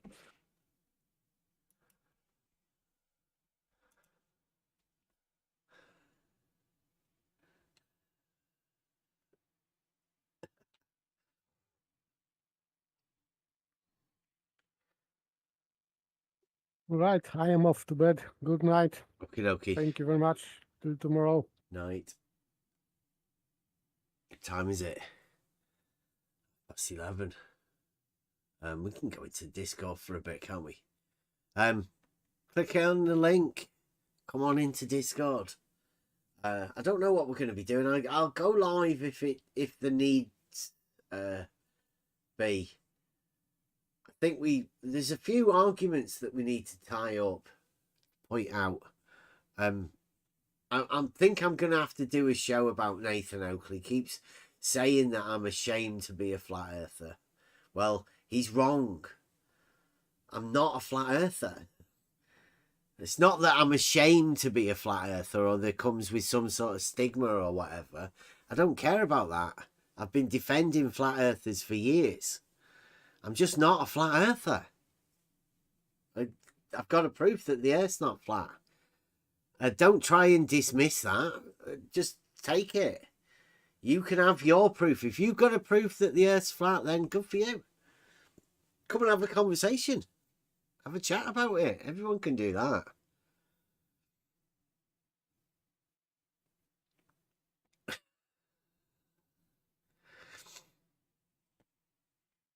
So yeah, click the link. Come on into Discord, everyone. I'm gonna do a bust. I got this one. Brenda and Euclidean geometry. Please take note of this, because this is where a lot of these things come from. We've been doing it for quite a while, this sort of stuff. Certain people give you the idea of how to for you to dismiss what they say because of the stupidity, but take it that the things that Brenda says, the things that Charles say, all of these things, they have to say them because they've built up the contrary into a flat earth. Well, it's not flat earth, it's just reality. And because they've done that, they've forced themselves into a contrary position. That contrary position sounds ridiculous when you hear them say it. You should think it's ridiculous too. Click the link, come into Discord, and sign up. Get onto Danger's music. We have loads of live music and all that. They're always playing the guitars. Come on in. Maybe see you tomorrow, Wednesday, Thursday. Definitely free for a Friday. So Euclid is a fantasy model. Bev is model afflicted. Well, it's wrong. Wait, Euclid is a fantasy model. Have you read the book? It's called Euclid's Elements. That's really good. You should give it a look. Well, it's wrong. Yeah, well, probably one of the most perfect books ever wrote. Well, it's wrong as well. Well, it's wrong. What, Euclid's Elements are wrong? No, it's wrong, isn't it? I don't know. You say it's wrong. Like you've well, just said it surface, three or four times there. But how is it wrong? You just saying that Euclid's Elements is wrong. Euclidean geometry is wrong. Brenda. Right. This is getting old, Brenda. I mean, come on. You've got to do better than that. You're not going to sell many globes talking like that. It's wrong. Yep. It's wrong because in the presence of gravity, space is non-Euclidean. Hyperbolic geometry is not the same, right, as reality. Okay, well, that's good. However, you did say it was in reality, though. So where would you find that? It's a better description of reality than Euclid. It's wrong. It's better. What? Do you have like the book on hyperbolic geometry with the author's name and all the definitions and axioms and all, or do you just add it on as book 16 to Euclid? Like, what's going on? Well, it's wrong. So general relativity. So Euclid is a fantasy. So Euclid is a fantasy. That is model afflicted. Wait, Euclid is a fantasy model. Have you read the book? It's called Euclid's Elements. That's really good. You should give it a look over. Well, it's wrong. So Euclid is a fantasy model. That's child abuse. Please don't be model afflicted like Brenda. That's child abuse. That's child abuse. You are model afflicted. Euclid is fantasy. That's child abuse. But space-time geometry is real. Wow, Brenda, you outdid yourself. I have in my imagination lab, try to focus. Right. If I use Euclidean geometry, that's child abuse. Describe reality. I have in my imagination lab, which is real. It's inherent in nature. Well, it's wrong. It's not my problem if you don't want to learn. You just on your own. I don't understand the doublespeak. I don't understand the contradictions. I'm not sure that I would call myself a dilethiist. I don't understand dilethiism because that's what logic is. Yeah. Absolutely foundational, right? And there are different logics with different axioms. Well, it's bended by imagination, so I can just bend it in my imagination. I'm not sure that I would call myself a dilethiist. I don't understand dilethiism. Well, it's bended by imagination, so I can just bend it in my imagination. Can you explain to us why they disagree? That's child abuse. That's child abuse. Because it turns out I can just bend it in my imagination. Space-time is non-Euclidean. Well, it's wrong. Euclidean. Yeah. One of Kant's well-known mistakes. It's not my problem that you don't want to learn. You just on your own. Well, if the current, so if the plane is saddle-shaped, so I can just bend it in my imagination. If the plane if you bend it, make it saddle-shaped, then it's not a plane then. Brenda. You think things are doublespeak, but that's because you don't understand. Well, if the you want curved, so I can just bend it in my imagination. If the plane is saddle shaped, plane. If the plane is if you bend it, make it saddle shaped, then it's not a plane then, Brenda. Yeah, this is getting old, Brenda. I mean, come on, you've got to do better than that. How you're not going to sell many globes talking like that? So I can just bend it in my imagination. It's obvious to everybody. Your game, Brenda. No, I have. You're meant to be an expert at this. Aren't you one of the best? No, so I can just bend it in my imagination. Well-known mistakes. Well, it's wrong. I just understand. It's wrong. It's not my problem if you don't want to learn. It's inherent in nature. It's a that's a quote. That's what it is. They need Euclidean geometry to do all their stolen concept shit. No reason, no logic, no wisdom, no worry. As a front. You're just on your own. But in the back, they're doing their magic globe shit. No logic, no answers to question. Their magic globe shit. You're just on your own. Yes, that's what logic is. Yeah, absolutely foundational, right? And there are different logics with different accents. Reality, yeah. It's inherent in nature. That's a quote. Transcendental, relating to the spiritual realm. You read the second one, that's interesting. Kantian philosophy. Is that what you're after? You like a bit of Kant? Presupposed and unnecessary to experience a priori. I've heard QE say that a lot. Is that a better way of saying it? A priori? Well, Immanuel Kant introduced that kind of language. Well, actually, people have been talking about before that, but he was the big man in the block. The old philosopher. Come to find out that quote that I just It's inherent in nature. Oh, was it? Ah, yeah. No way. Kant said that Euclidean geometry was what's that? It's inherent in nature. Inherent in nature, yeah. Well, it's wrong. That's a tough many one. people seem to quote Kant or whatever to saying that reality is obviously and clearly Euclidean. Yeah, that's child abuse. That's child abuse. One of Kant's well-known mistakes. because I do actually teach my son irrelevant. geometry. So when you say we, Yeah, that's child abuse. That's child abuse. what, teaching my child geometry? What? Yeah,